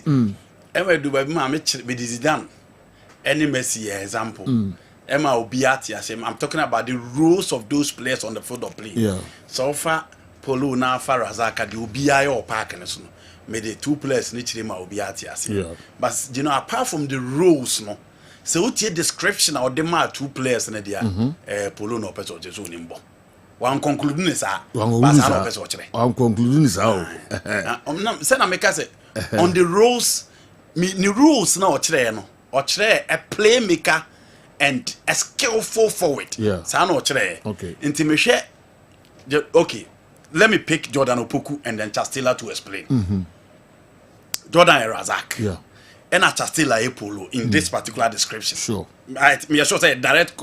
I will be able to Jordan Opoku a controller in midfield. On the game then call game in the base slow, game in the buffer. You be call left. You be call right. You be game in the be running. And then you better your boss. So he controlled the tempo, the decision making, and the direction of the team. Jordan, But Sergio, Ofacha Taylor, he's a complete package. Goals, skill, pace, antics, everything. Eti udo omu enu dina ha obi abechichi Taylor over Air Jordan. The same thing applies to Nti ono na nkronkro do say polo. But you know, so okala na Messi, na okala me yama aka ho na o say aba be kan say Razak dia. The opposite of trying say polo ni nimbo. But being a fan of Kotoko, it will be difficult for him to I see. Yantwa so na fe yenhwehwe senu kakra enche mebie lines na wo adwinche bi a wo de aba emu hon menya mie ba to bibia na fe wo so wa kire wadwinse bibi so a kire wadwin na opese ye biebiem kakra de ma wan ekwan wo ho enso biebiem e de amount me Kofi Toronto na de we aba ka yensem na na yese ye hwe no Paul was brutally murdered outside the pitch and a yellow shirted boy jumped onto the field to hit Kamara with an object. All these happened at Insuatreman, and the next day a verdict came out. And Kumasi Santikoroko, who lost a soul, also had some of their players suspended. What is the GFA still waiting for to give verdict on the Basake Nations? Emra Eyemra. Yemfang tutu Basake Nations in Semino, Abepim ne verdict in Emma. Kufisi Emra. Intika beya sede ba ku bi ba ya ntente ma ya de ba ya no kayemfa we sumra and the eniabre sede no Kofi doesn't know the political connection of the incident. Okay, what's the meaning of that? Case na no I don't know after the incident and their interview na Dr. Kwame say he regretted being part of football. Sure. E dey na kire So nunu hu so be football. So wa anya careful ball no nye bio. So wanye bio wo lusu niama bebrebe. About the bibi to aso. Say. The bibi to aso say but enkoyi a enche se esi jai na sa ye nyina enso som kakra na ye nyi ni do to aso no. It means on country say oko. Ghana sase musi na oka wasem a call se be ba no na mo asasa wo stance. So onyo obi a wo decide to see ya na obeya. Call se be free left right center aba no. Afi obo sade che a ye say busa wasem na abu na wo chia. To say you regretted being part of football no and no one see ho and we exam metre sa asebini to do we asem we ehia nchire mu bia ne nyina ne se onu ne ho se obeyebo we say do ehia hwe omon ben pa na me no di nkomo mra asem ne sie a minute after asem ne sie bia omu sim so omo ba no omo say doctor so onye football biom say you onye biom yes yeah eljina one in terms of what that dream ho no and pressure we be from doctor nam to what amunum ho do so onye football biom ne man be ya omo do monye enti one say you unti say the nation player kada me I mean more the political connection unti say the nation player kada unti say the nation's coach kada how many Ghanaian clubs any team players kasa I don't know about winning bonus 1,500 15 million. Yes. It within a man player to me win a match at 4 or 6,000. Yes. And you want to know Kruma you just size can. Until no one. Number 2, when you be said you the stadium or the map blasters. Yes. Or the map black queens. Or the map FA for FA Cup final. Can face any dreams FC.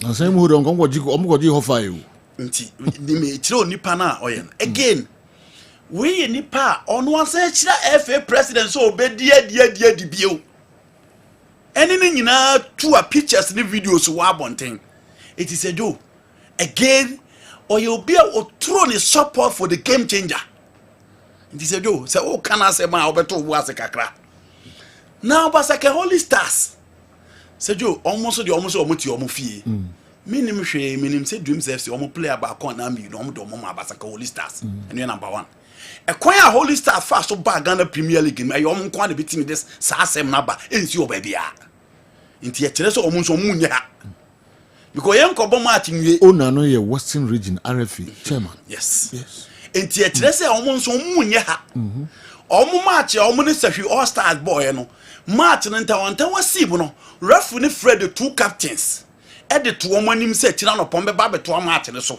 ade tie ya omo call park no na referee match commission hwan obi anu om kofie eno ano no ebesi ne ya mpanishi obi abatie ma Holy Stars chance mo be Ghana Premier League RFA chairman a team no be kom kura na sisi no be kom na sisi penny bi kura dey no fronto enti those are two teams that are well connected in the football ecosystem.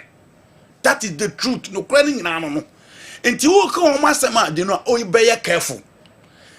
I'm not saying they should not apply the rules, but I'm saying that in applying the rules, said you, obien in some run who team run straight away in Kakutia nations.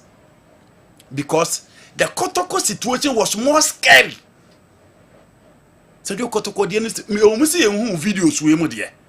But the Kotoko situation was more scary. And again, obi say wuye e wo ball nim and so still I ye twa ball no so ball ni wie ade tinya na verdict da ba bia enti asem no nyina aka no eye efefo ne den because edo okokama we ya asem asi so okokatia nations a serio Kotoko no has club stadium but Nations FC was stadium na wo wonya chance akọ Nations Park ne so no ko be do ball keke park na omo boss ball no serio utia so kra na omo kasa.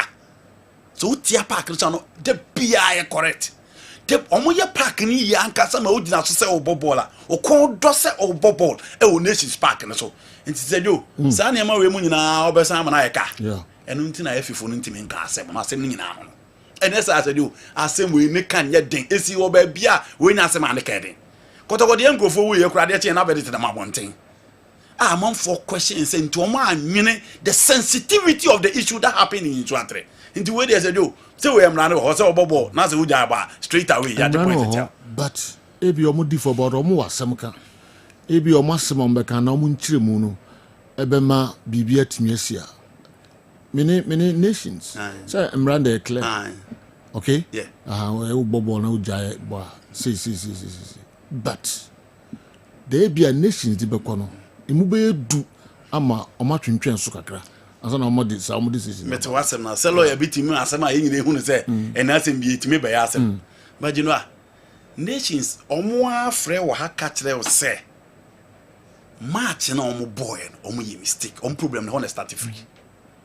I will not condone match aye ba ye ti obi atade ye ji obi phone ye bu obi ye chase obi just 3 points but omo agi to mu se time security personnel na anso no nka se kwa omu jama atene bo basajo Ghana azembe na sia this is this intime nka asem ya okum nipa se meda ba obetuma okum nipa na nchechire mu ade kra ma okokum no ema no free meda ko ba bufufuro yes it me command slaughter na e ko wan ndi e bi enu bi ni mi asem no me dey chechire mu say mi hu try guy ball no na your lives at stake.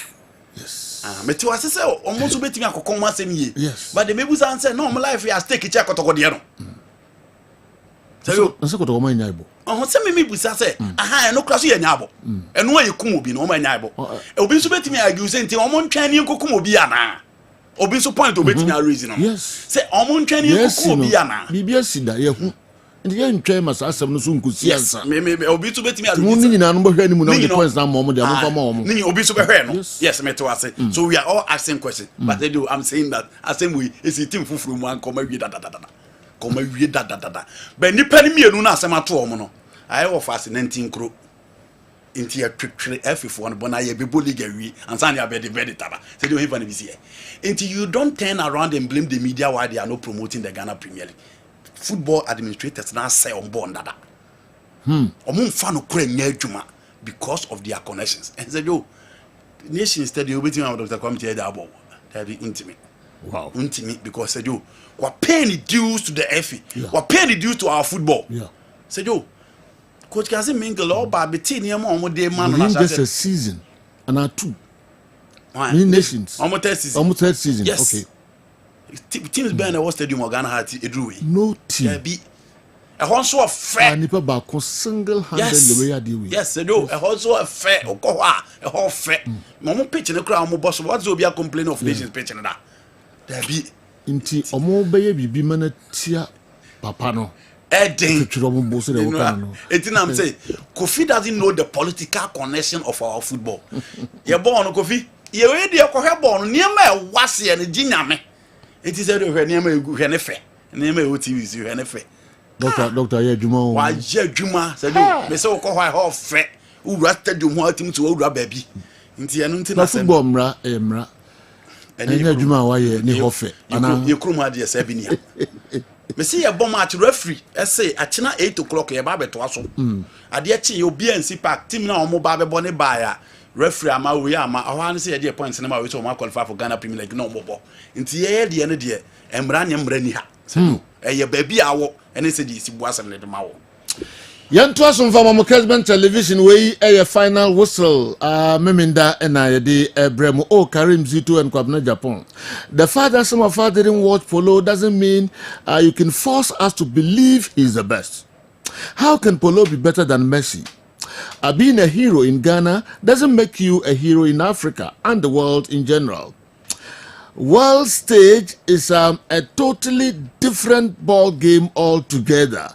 Was polo even the best in Ghana? Ababio Michael and Ebusa Assembly and so. I say omoha how many to do. Say polo or boche Messi cross come Japan air kana. Day and possible that on your money. The first one you polo no say so no. So many Michael love you on your okay. Said you. Yeah. Yeah, Uncle Fo's treat you. But my ball Ghana no better than Messi. Derby. I'm not saying he's better than Messi. Omo kind of skill set. Said you. Omo kind of skill set of those players and Omo the skill set of those players. Yep. And Omo can wants him. And said you. Send your players on Bobo European team can say player we nya chance drew. Sometimes the opportunities comes into play. Sa platform nya and just a winning ball. Minister Debe can what you say. Players no more Kruma no more Europe, Kobo Arsenal, Man United. They were playing with a lot of players and they be required their charm. Omo me afa career na nko theory. Into obi ohun omo mi no dey no beka. Okay, this player was better than this. Into I agree we didn't have that opportunity to watch those players. But you know, me enye Mr. Comrade Japan kwa na eka polo asem. Ya fe Comrade Ebo say insane. Say Mohamed Polo was better than Lionel Messi. He said you omo ka me bring. All right, yemfa we sum fam kakra bi na yentoa local authorities no so you free her ebeba Ura Kofi Adams Minister for Sports and Recreation some ono so the atudwa afa club administrators no ho and penifo no bi and so response yetoa so akodo. I remember President Mahama, His Excellency, said he doesn't envy the position of Honorable Kofi Adams at all. I believe Honorable Adams will really understand what he meant now.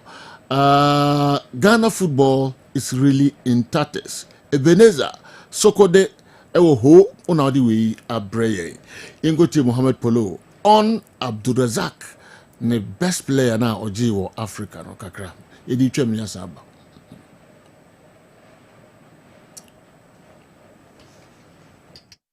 Yeah, the Mawa, no, we have to take it the way it is.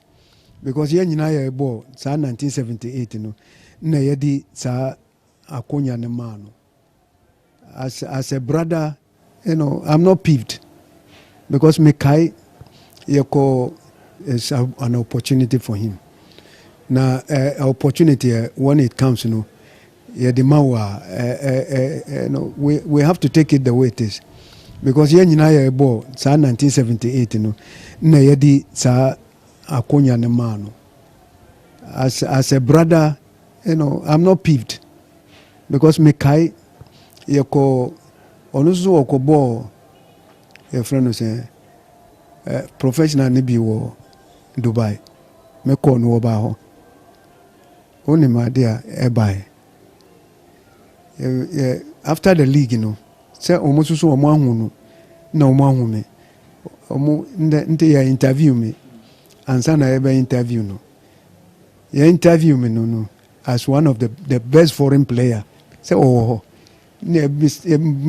best foreign player no ya bisa me say then eba na manya 1978 best player no Messi is an opportunity that Razak had, but say sure I didn't know 15 say maybe you need somebody to lobby for you, and when maybe say Ghana na your boy, and once we won it, yes a young lobby mark baku, and it fall on Razak. And there is nothing wrong with that. But Omo Bisame said, do you think you were there in any cup best player Nima Abdul Razak? I say yes. So that is one of the, he had the opportunity that somebody they lobby for him. Which is not bad. What you are saying?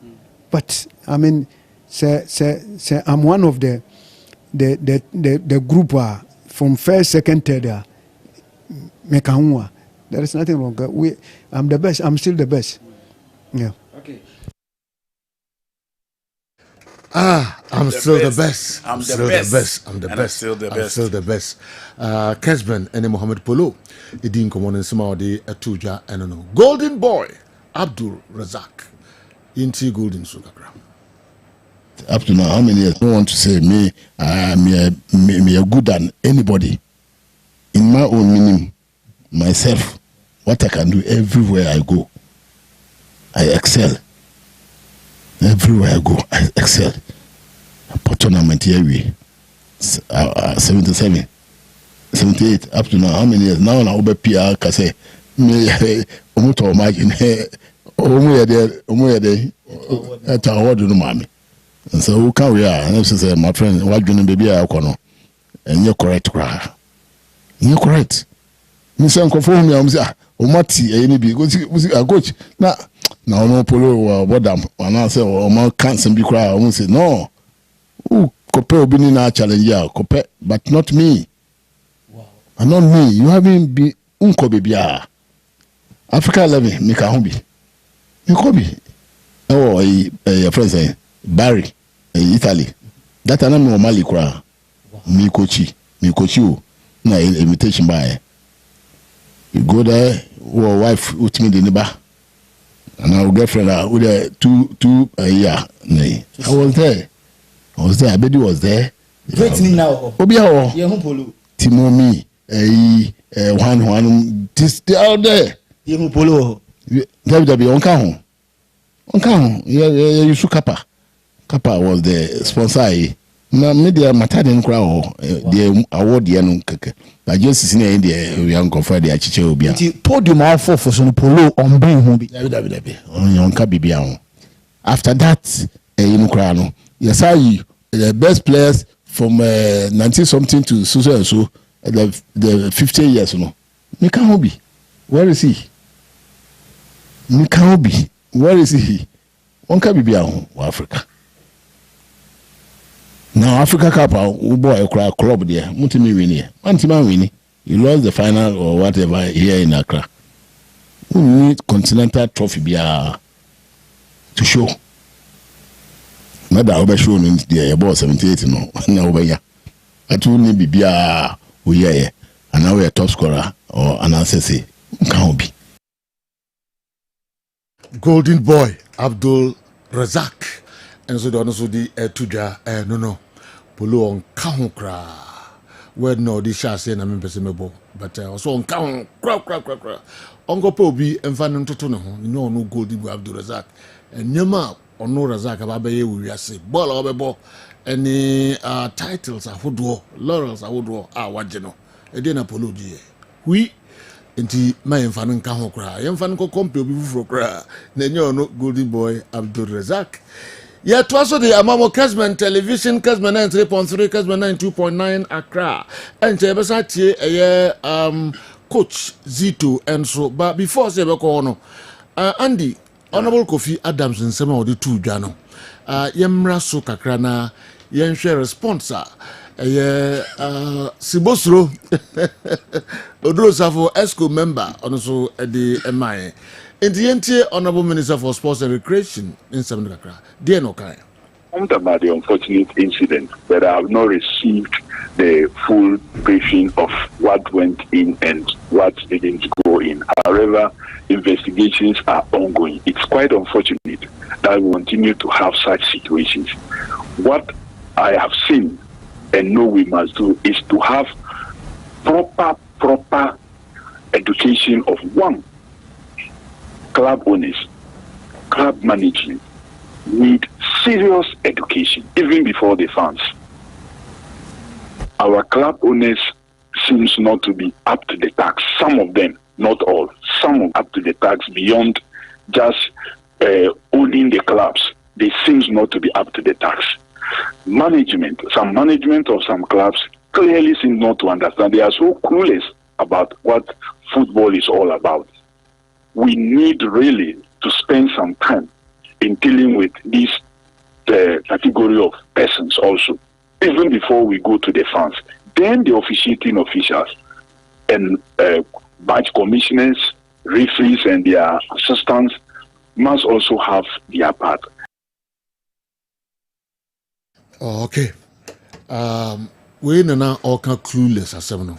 I believe there's no clueless. Okay, quickly. Some of the management are so clueless. Yes. Na Yemra, na Yemre, executive council member of the FA, Nana Odru, Safo Sibosro, or say, coach, I don't think the minister for health will stand in public and criticize owners of private hospitals and tell them they are clueless.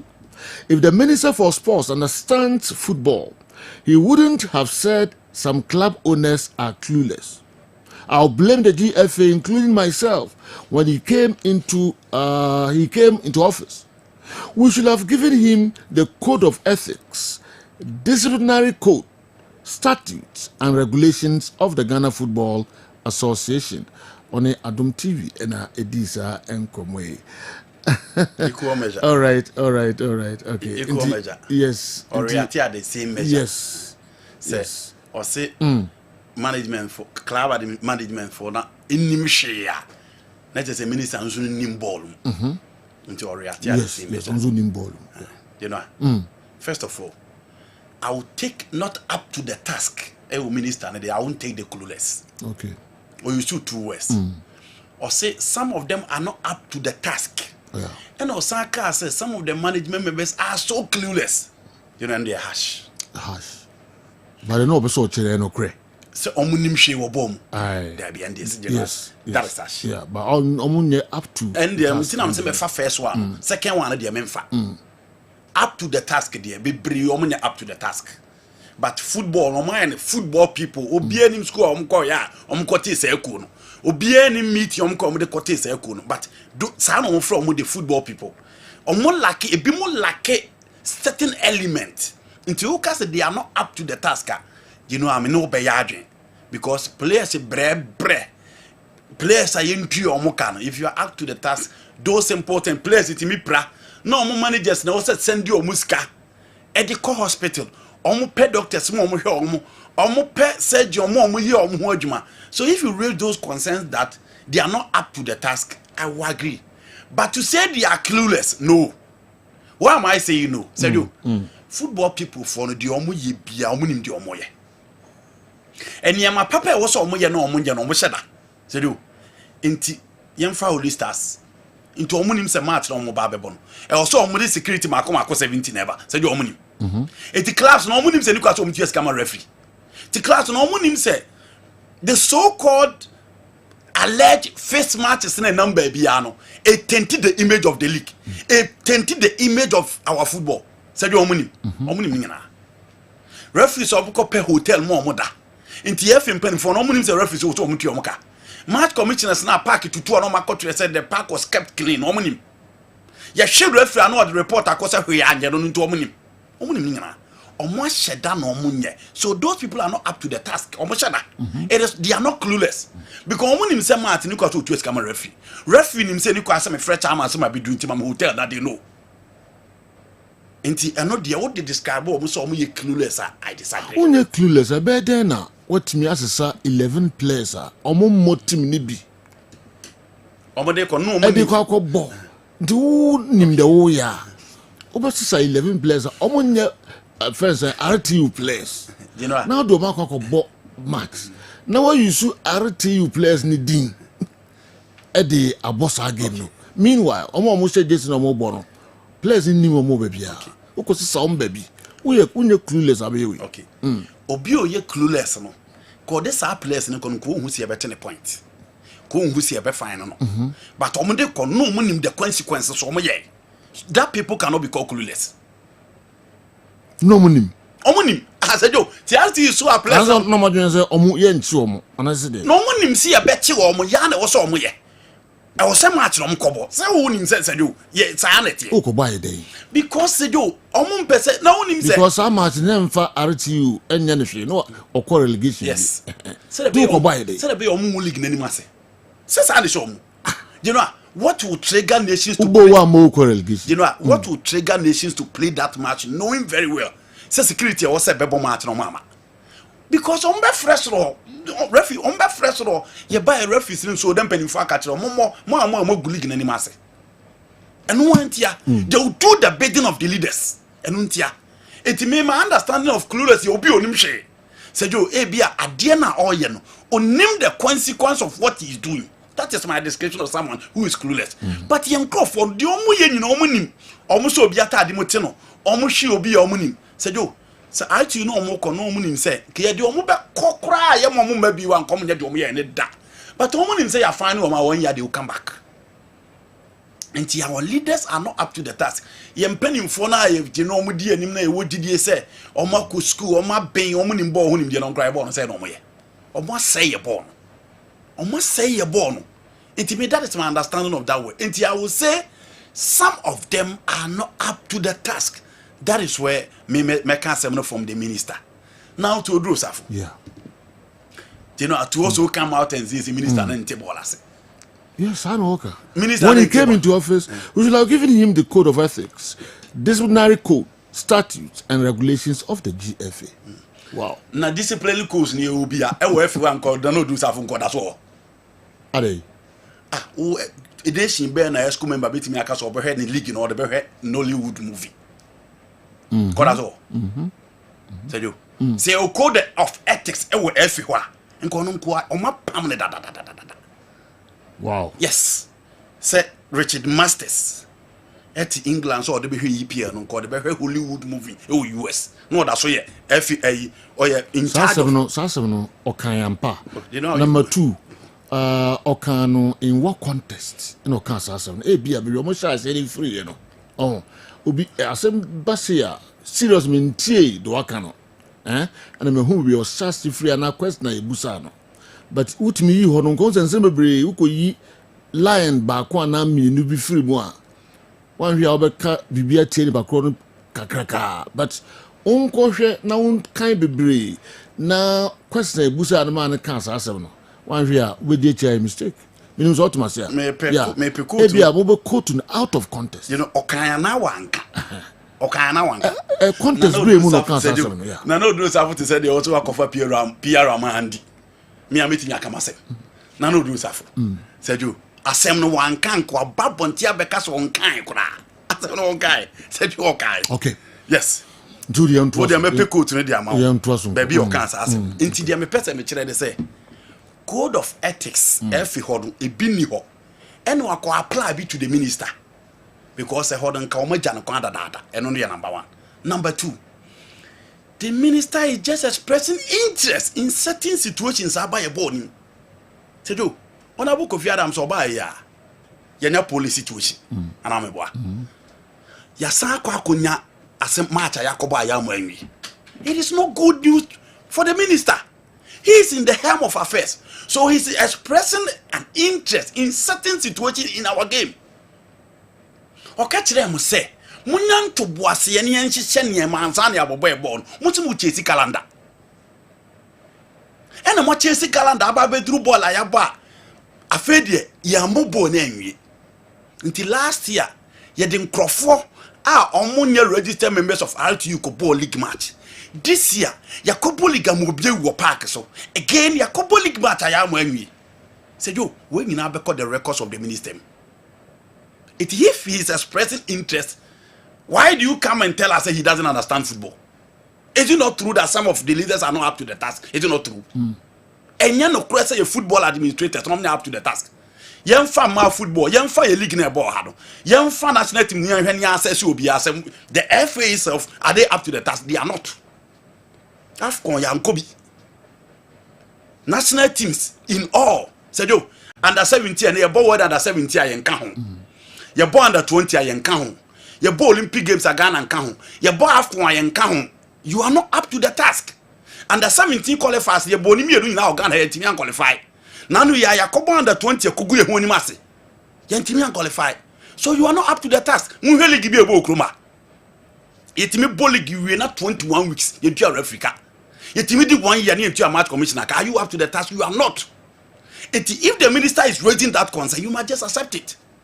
You don't come back and answer at the equal measure. You are not up to the task. League na ebo okroma no obi anko park. Yetimi announcement and formula park free kromo. You are not up to the task. So if people are raising concern, pitches are possible Okroma. Pitches where general qualify. Because you are not up to the task, it is the reason why the club licensing chairman say, Obiani license the Bobo Okroma, but still I'm not until you are not up to the task. And if the minister is raising concern, just accept it and move on. You don't come back and act at the same measure. You lead the system more high. Obiya football, Obiya say we are not up to the task. Said the Ethiopian who you born. Our game is lagging behind. Your game is a revenge. What is the positive side of our football? Your TV stations say you ball your clubs in the community and poor. Your class are the whole season on what you play about copy. Your class are players in the crowd, so many so musasi campo because be ma.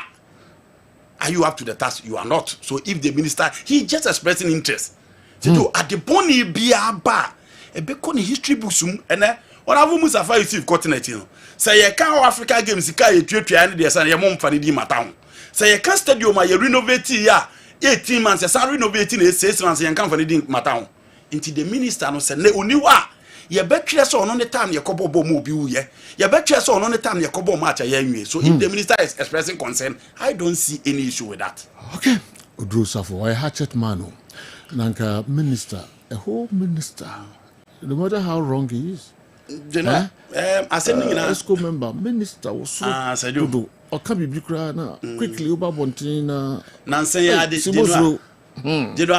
the problem is that Nancy, the minister was praising them. And with you, yes, Bolly, you are na minister said, "Bo mabaso, India." But if you was straight to them and or hitting the nail right on the head, I said, "Yo, into code of ethics there. Your ball in code of ethics are by near me there and I'm more apply code of ethics." Okay.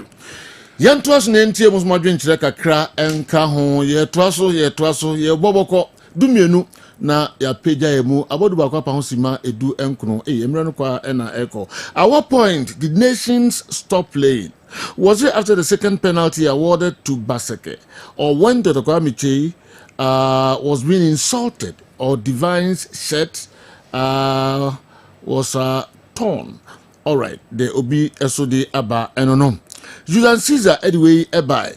Julian, say good morning. Using the RTU example, I agree with both Sergio and Andike. What RTU did was impersonation, which is a serious criminal act. They were clueless because they were oblivious to the legal consequences. They are not clueless because they knew no one was interested in taking legal action against them. Interesting days ahead. Julian Caesar and Apeja we and so Abegumde and Mayen. Mamenko we and so okay. Yantuaso Enfa and Mamwe. We say good days ago. If you've forgotten which team that RTU went to play against, let me remind you, they went to play against Dreams FC.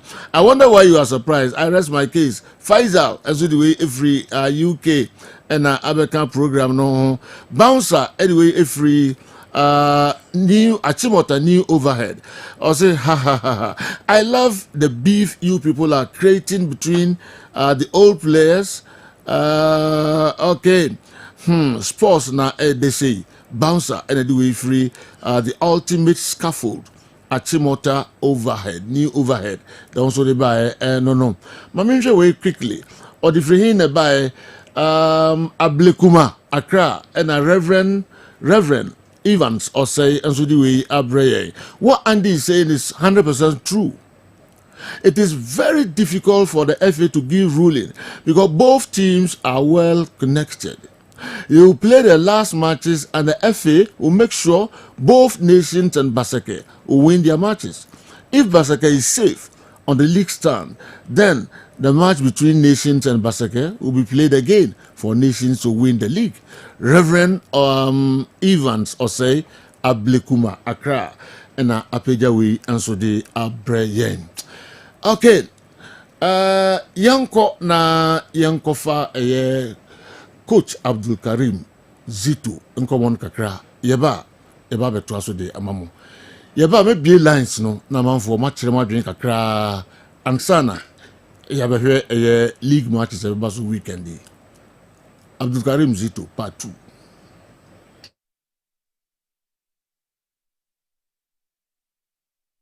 Coach 82 team no Ghana ha ibenya club bi with my party team more than 82 team now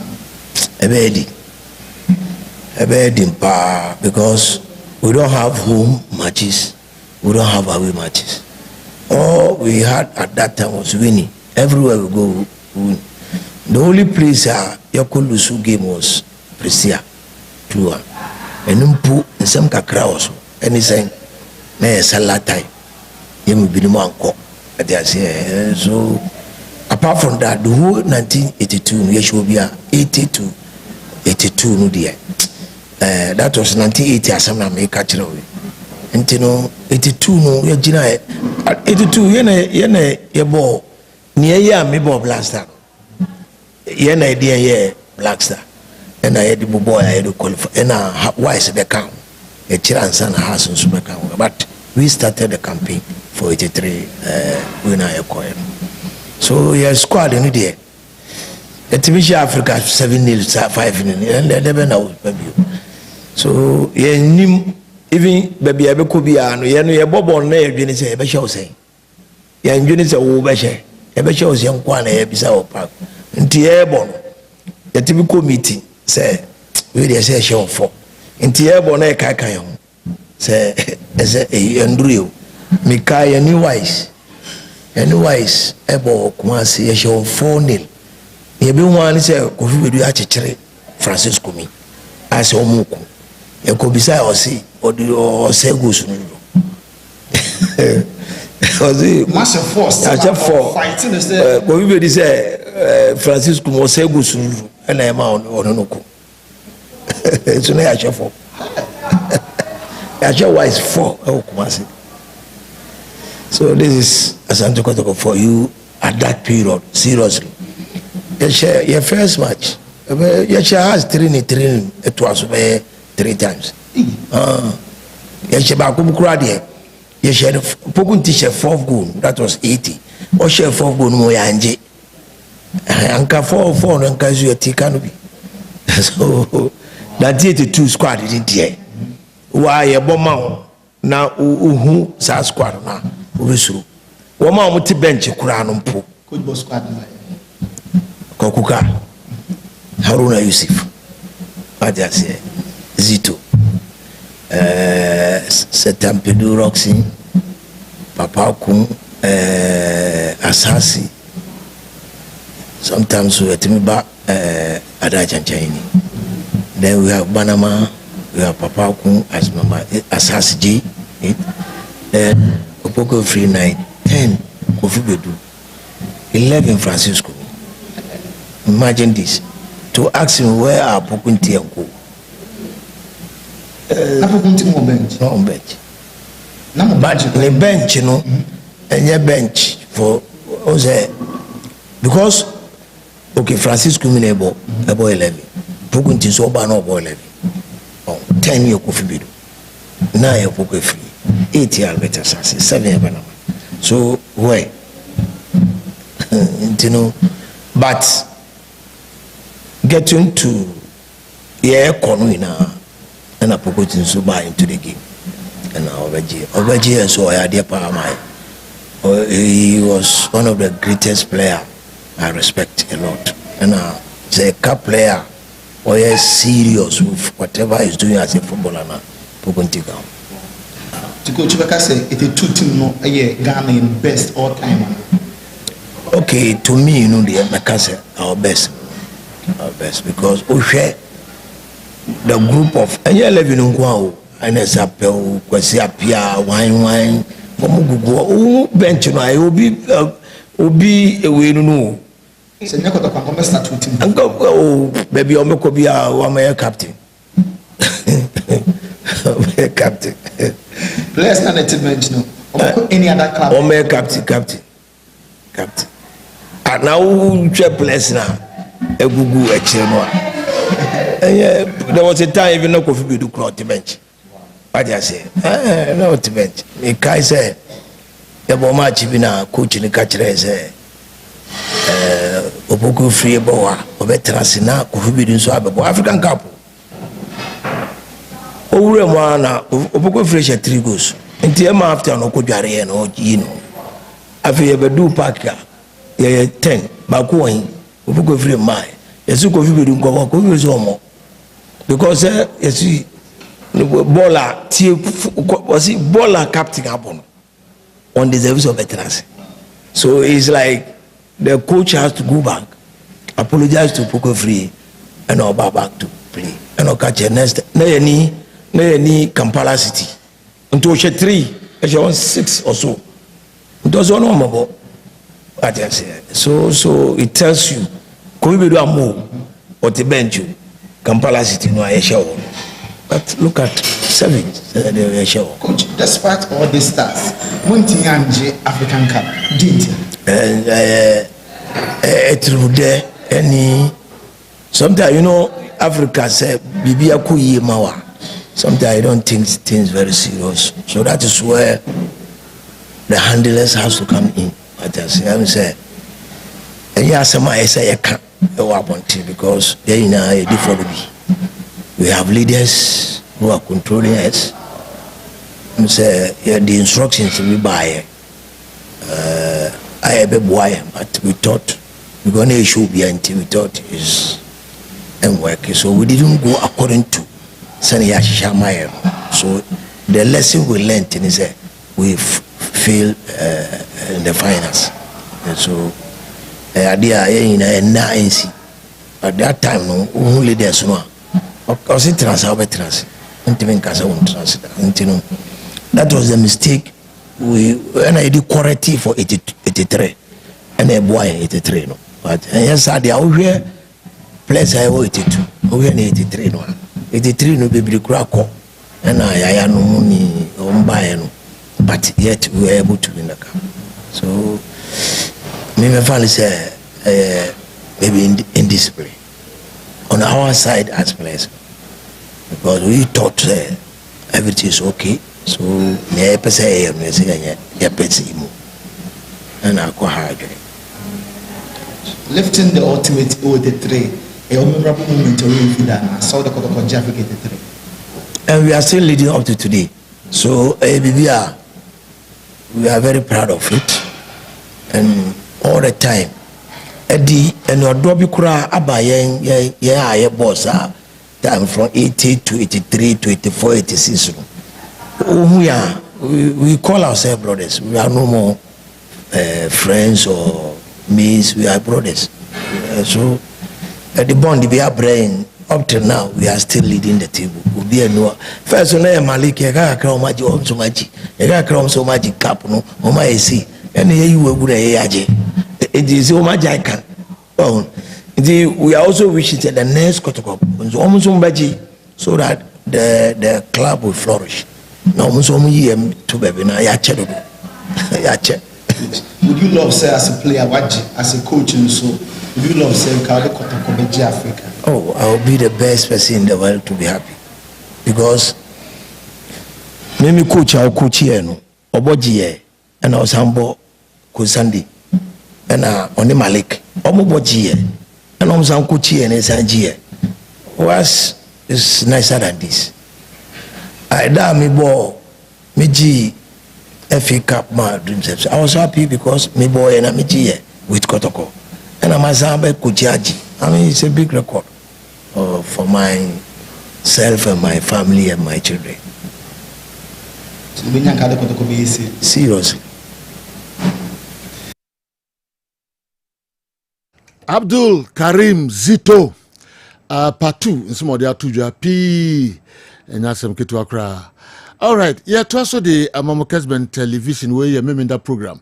Duminu and I be page final whistle anything that's so. I think what the minister said is spot on. When you know what to do and you don't do it, it means you are ignorant.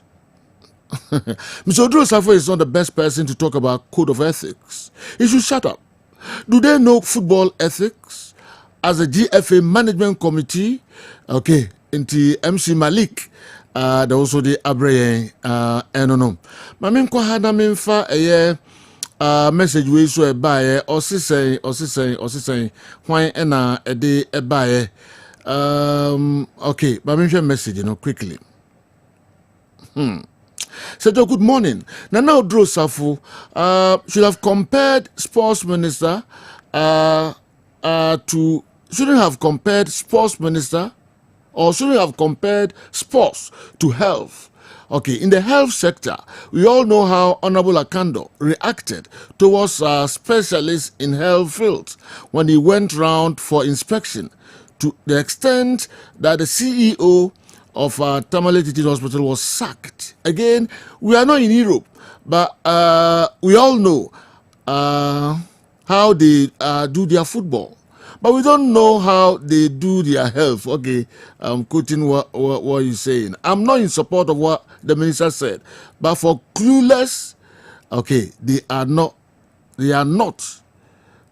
It's Abro, Beye, and Pesamin Kuminya. Okay, why in the message we and so by or say Abro, Beye, and the Pesamin Kuminya. A football peninfono, yes, be a clueless. Omonim domo ye pa, but Abro. Asunaba and anyway and so by TSTV Asunaba and anyway and so Brian. Okay, but who love and see and so message back on ever see. Mami show the now quickly and twaso. May call Thomas anatomy anyway if you are cry Joe. We shouldn't forget that football is all about achievement. So for me, Golden Boy Abdurazak should be the best. Tommy Accra, also the Abreye and no. DD, Akuma Senior High School. I would never support any form of suggestions that the GFA needed to protect Nations FC, simply because the class patron, Dr. Kwame Che, is close to the GFA. Rather, the GFA should have picked reasonable counsel from Kessben Sports Corps for eagle eyes vigilance over Holy Stars against Nations FC game. But I think the GFA over-concentrated on the Black Stars Unity Cup participation in London, and that allowed certain avoidable decisions to go unnoticed. I support a replay of that game plus stiffer sanctions pronounced on the culprit without any scintilla of favoritism. Okay, Honorable Kofi Adams must be interested in this issue. DD Akumadan Senior High School and anyway by Mameva a year 11 CD in Nayanko transfers no so kakra and sana yaba league matches no so Champion Joe. The fact still remains that Razak achieved more in soccer than polo. It's not easy for Ghana to be Ghana's best and Africa's best. Okay, Polo was a good winger and a dribbler, but Razak was a complete midfielder, a great number 10 and number 6. No one can tell me Shamokwe was better than Joe Debra. Neither can anyone convince me that Polo was better than Adolf Arma. Polo was a great dribbler, but Razak was a complete footballer. He won laurels. Lavency, a Jumewura, Ankasa, and anyway, no, a Brian. Okay, my uncle transfer stories no so kakrai. Na Andy, Yombo Boom Crankra, dear not and then room. Sajo, Yenim said, sitting as Uncle Yama on a big club or so who the transfer market. nti how to folk omo person omo so omo transfer market na a list of players omo person omo besi akan de mo nti so oti din na o has of folk na wa opposition na every players na that is one who say emu beden so do omo pe a center back from Oko Heart of Lions omo pe 3 players from Heart of Lions players ma komiensa and omo pe from Heart of Lions okay Ebenezer Aban their center back omo pe Kwesi upon their striker and omo pe eye Ishmelado okay their central midfielder into 3 players we and omo pe omo from Heart of Lions now so Osha Ivan Soseusu previously no obo edema eye Samates na General Prae Ivan Soseusu ye left-sided eye forward and also or forward utimi ball from both sides make any days we do them fino ball from the right but of course Samates or both goals anytime I to no ball from the left side into Ivan Soseusu so said you ononso eye winger so op say ononso omo epe sa player ononso ewo sanso na omo pe amankwana nso the current goal king of the Ghana Premier League Hasselhoff yes wow omo pe amankwana nso and so you I think amankwana will fit perfectly for Hasselhoff nti ononso omo pe no from the left or behind or on the right omo pe amankwana nso yini msako to kwa wieza career Fusini baseju Zakaria Fusini ni dingo Hasselhoff listening nti the option here between Zakaria Fusini and then Ebenezer Aban omo no 2 center backs no munye omo pe but so omo nya ba kom be fa ba ko nti options e wo listening sanso na omo gusu ane Solomon Abasi a goalkeeper o pra last season no be any so na nkomo kofa no ena di no okupra e na omo kofa Benjamin Asare omo gusu ane na etwetwe nkomo se omo pese omo fa brantie no so eba beka ho na omo critic competition e o goal post nim because omo hu no say over the years ebi wo kra national team no Benjamin Asare tu kwan na omo maka no didi ewu muni swa nti omo enya another goalkeeper obaba beka omo team ho a to be very okay omo akọ eye Legon Cities asye and said do Legon Cities omo pe Ali to Muhammad last season no obi nim se nko Hasselhoff final decision na ntimi anko yi and altena Legon Cities ono nso midfielder omo pe sa player no sanso na Hasselhoff pe Debala Ekumase boy or a former Ebony and Oko Legon Cities wa here Legon Cities na Hasselhoff player na oje ball or twin baby or ball ni keeper na tino he's the player that I'm talking about ono nso Hasselhoff pe no sanso na Joseph Amwa led back at the Legon Cities ono nso has a pen until Legon Cities in Kwanza do 3 players and Hasselhoff pe omo sa players na mienu nso nations pe omo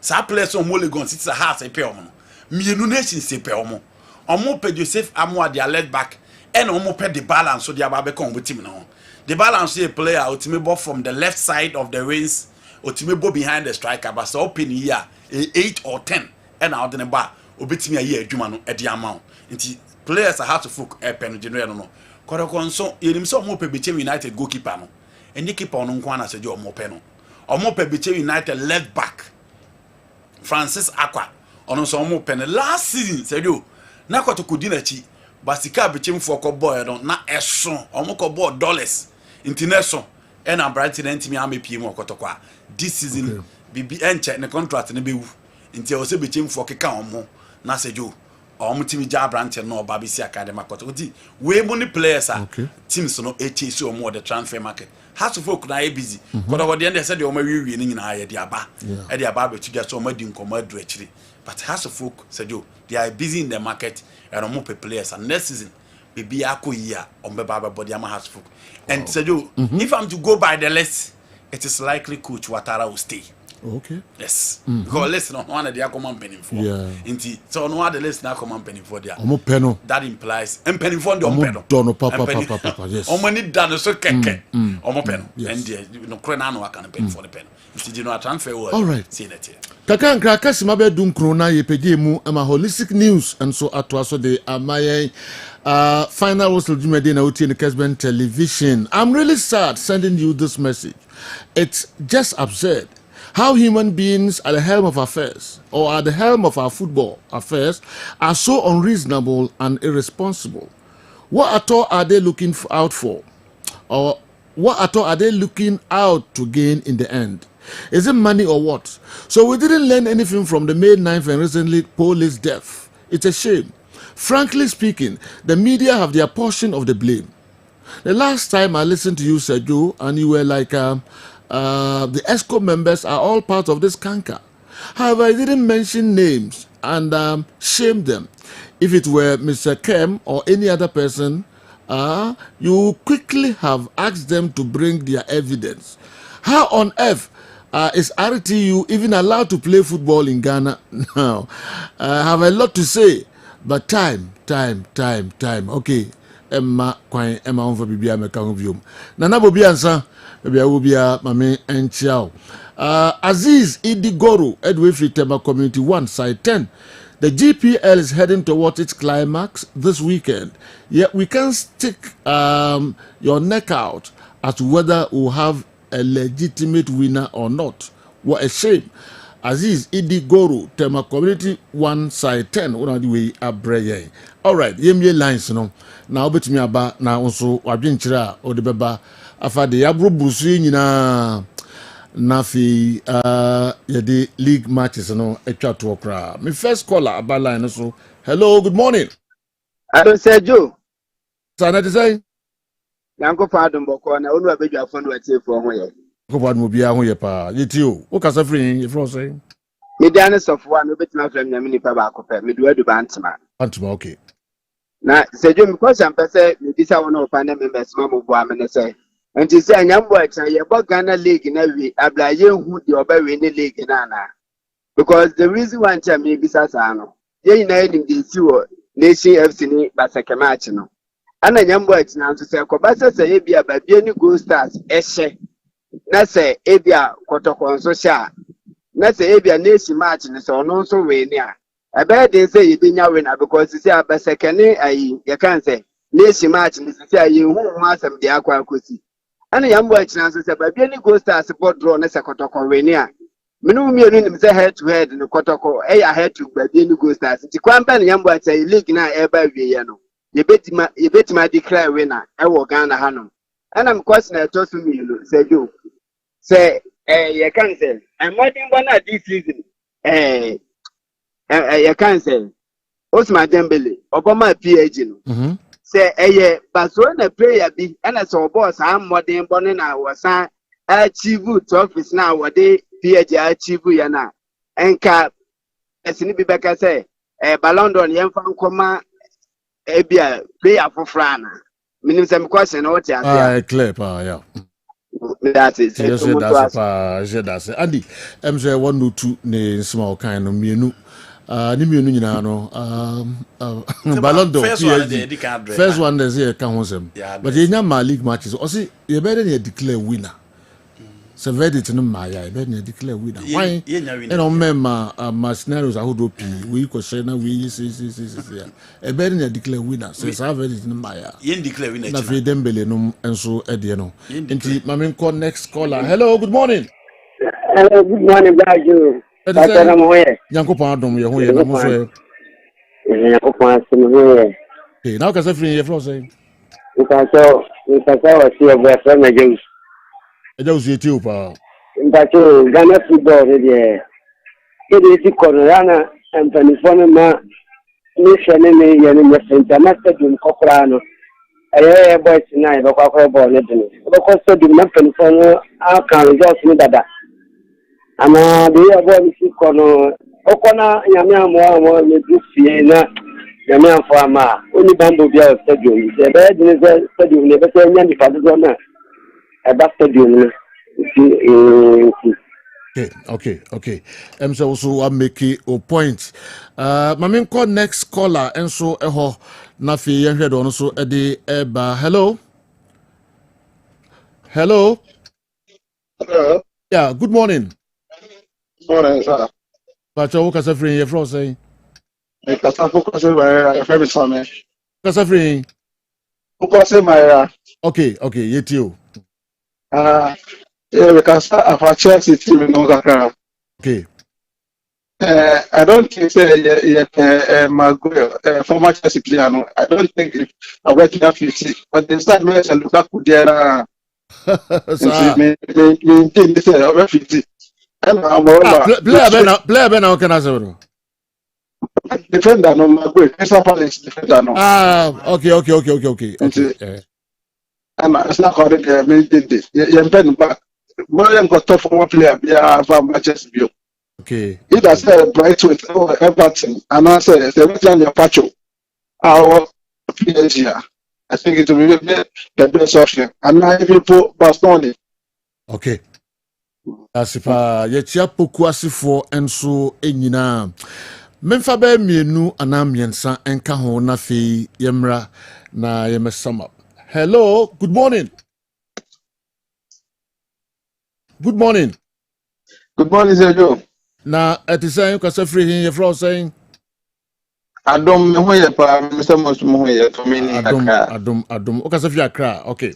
Patron to me ni. Oh, Tommy yo. Basuma kai Yes, message bako adam. Me patron no kre pa. Okay, yankwe. Sergio ubeje di se enko amene nipa kakra bi na ye ni interest for foreign football. Okay. Sergio da ben na wo se me message about from Madrid na any other media ya krobia. But me hu ni se Ghana football no the ekono ehu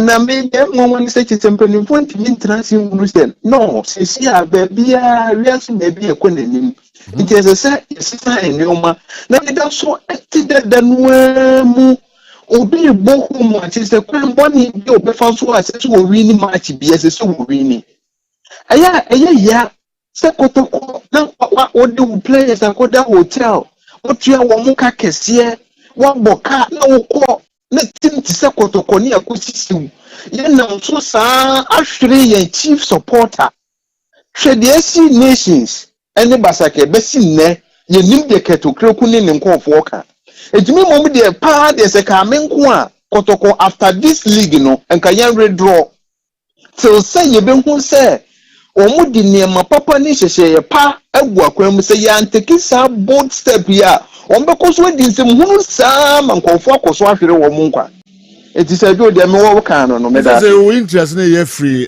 local league no na local football no se jo ba jo se me say wo say ka wo de we interest nyina no e wo local league no mu and say local football emu ba wo hwese de si ko ya we interest na ba form na free e free se jo above former to the sense kotoko ni mijaye nyai enu ape mijaye kotoko no nyai enkanya sa dia enkanya dia me follow Ghana football crab you ene man ko yi so ha dwen se jo wonu me se me kotoko nti that time na mo bo ase me so obeka me pa me beda stadium kotoko ni kinfesa that time na me bibia enni kumasi amekwa akoda mekoda pampa so ma de achi because of kotoko ni kinfaisa do yeso otumvo cap bi ye boda najo enne me ni interest crampo say gise bi ade no eben me ansa na makọ this year match amehwe this year eye kotoko FA Cup finals me ba behwe no Legon match amehwe ano no ya rehusem etiketu kreku Ghana football na egunu ntu omu ya na se do meme na menya meyire ne mema ho enko stadium na yakobunye prame biti anye ya ne akokume enkwa na yemienu na mede ba ko adi agro dia football ni era ne Ghana ha no SMP yedase Tommy yedase pa na memfa akasima du na du mienu abo yebetimi de be okay ma memfa we so enka ho na mehwe hello good morning good morning Bacho from Maxwell me ka free goals of ahoye dey goals okay yo yeti Max say yo me pacho enti se kotoko we draw free Ghana football no ko Togo and Cote d'Ivoire football enye yi ana because adia o de club ya nam so no enye o she babia ni eya pa ya mo de she the coach ni e kotoko free na coach I referee no sorry so no kreni Ghana soccer no de yam penifo na guno se ka men ko a ya twere ko ma FIFA say yes soccer no asay Yes, uncle, normalization. Thank you. I see I entronku say a normalization. Andy, so but for last caller, na yemetu asumfa mamo. Hello, good morning. Good morning. Hello.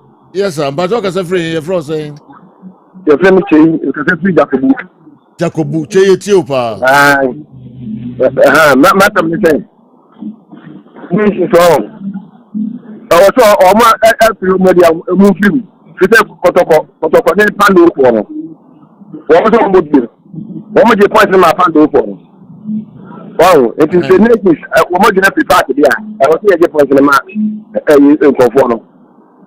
Okay. Mati, aha, send it down because Kotoko Diamo, Ejima, Conforno. And so you mobium bankwadia, as ye, Then I wouldn't say, I say, script in the site. And China Park is more. What China Park is not benefit. After you know, Panata, I'm not no more. Okay, yati also the Nasipa, Jacobu na what ya, Yenipo o Jacobu, Andy, okay, The voice now. The voice, yes. Oh, we should just so. Okay, young one hop quickly na young fire number. Hello, good morning. Joe. Yes, sir. That is I. Hey, Joe, but your jams when you swam, Joe. Hey, na then what to me? You are some, made them out booby swana, and me out one. Okay, me too. Joe, me that say. Joe, as some not mean Eddie can be kind. And your word in my movie pa. And to me this year, my margin send kai, menya, Mokoto, Mark for and spend this car, men go to play PR. Because you go to player upward thing, and then play back could be a winner less than 2 billion. You know, for car. No, we do Marco hotel. Let's say, let's go for a babbage now. Who are Chinchim said the amount of home team. Nay, yam penny for Effie. Woman team can't wait. A D. Joe, a hard Jenny. And a Biamus Joe. If I say, Joe Pacho, I'm finishing fast. But many about Cuba class and be any part of life, the same penalty in the GTI and the same bobium. Nation services, you see, Yajipanata almost home bobium. Because of say, Dr. Kwame Che, everyone with facility, Ama, a fence, Effie, Ama, a blast about training, you know. Woman perform over 10 points. Media, minimum second of when that's okay. Then a time a minimum. And to know Joe, no cry, I fell no cry, a new opium. Mpenifono omo yi said obedi league no omo dem no man go irrigation ti hu ye say otu for boy iska say yes spend bi omo fa ni sika fa share education fund me fi say dem do mo kan no me that Joe. Okay, ma ohini moka bia biom if is James ko hu say enye ka em say ebeboa on fanko education ho na ho na ebeboa because waste of money and resources. Wow, asma wo kan no.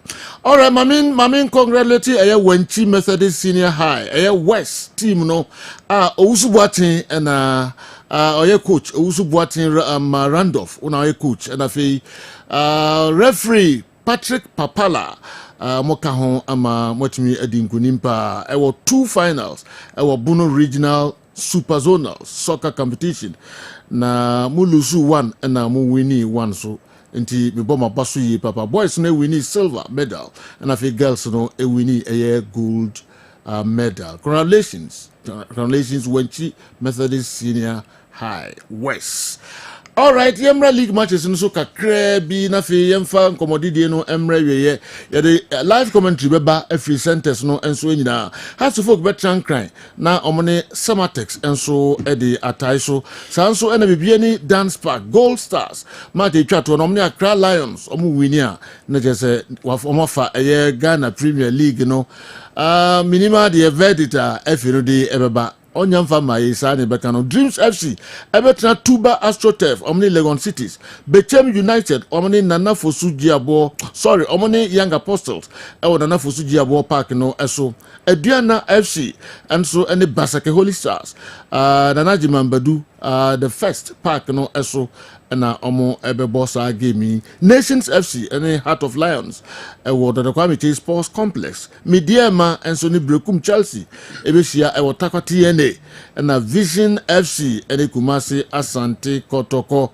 enso the beta so the den ewo ni eje Kraku the second Sports Complex and Andy you know 2 minutes being share games echna matches dey matches e be finchem Queens echna echna Queens me musa dey we na dey see na no echna dey Ghana Premier League at best yes Sadio me ye bold predictions Go Stars be share Accra Lions baby any Kotoko any Vision double chance to Vision FC win or draw for Vision House of Folk any Samates double chance for House of Folk win or draw for House of Folk on Klein Young Apostles ni Biche United me ko Biche United win home Adriana Stars win over Holy Stars Mediema win over Chelsea and the Dreams win over Legon Cities okay we any predictions are for the personality of the day is the caller from Domi.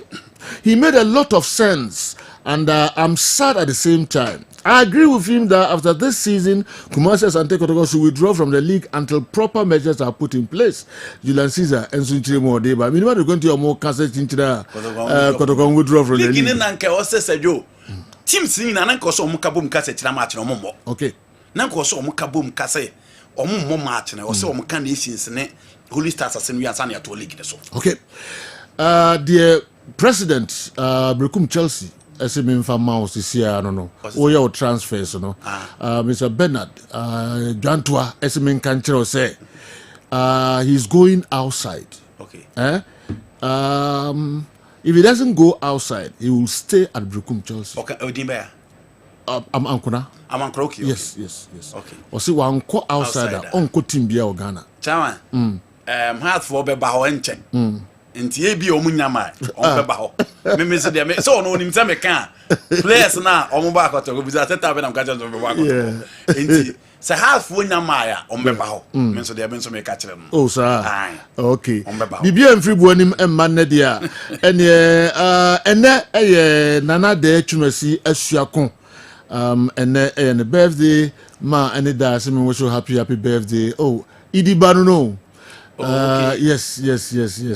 Idi Barono. International Mama wish you happy birthday. And then hina da ni ma omdo eko. So hunsu ye wati na nyini beye penim papa. Happy birthday. Sanso ana ene eye a Freeman and then also birthday. Mama wish you happy birthday. Hey Freeman. Mate say ashana ni money matches. Omo wo fa sene. Me wish you happy birthday. Special one pa Freeman. We a free Abigail. Also me wish you happy birthday. Obabeshia Oshebo papa na programming on fa any agrokra. Oh we need be ha. Na Tony Montana me nim kan fa so trans aden so. Abi. Also ni rain feed that. Yes. I know we na mo de ko ni pa ofro no. That's in over can say. Yes. Oh, you know, Madam for Aquafo, na neba birthday, but one for DB and count. You thought you were banning your happy birthday. Okay. Sanity. All right. Elibesia na enche abisu obeye masi. Preocupe. Emunche beba later. Yes. Nanadu me hu message no ha mentimi ankan Samson owo modern Italy also the buy bebrebe yentimi ankan ni na epamochopa the buy yentimi ankan yemfa NCH live commentary beba afa league matches ni na enso ehun yedamase pa sebutie na mohwe holistic news na etwaso amay akram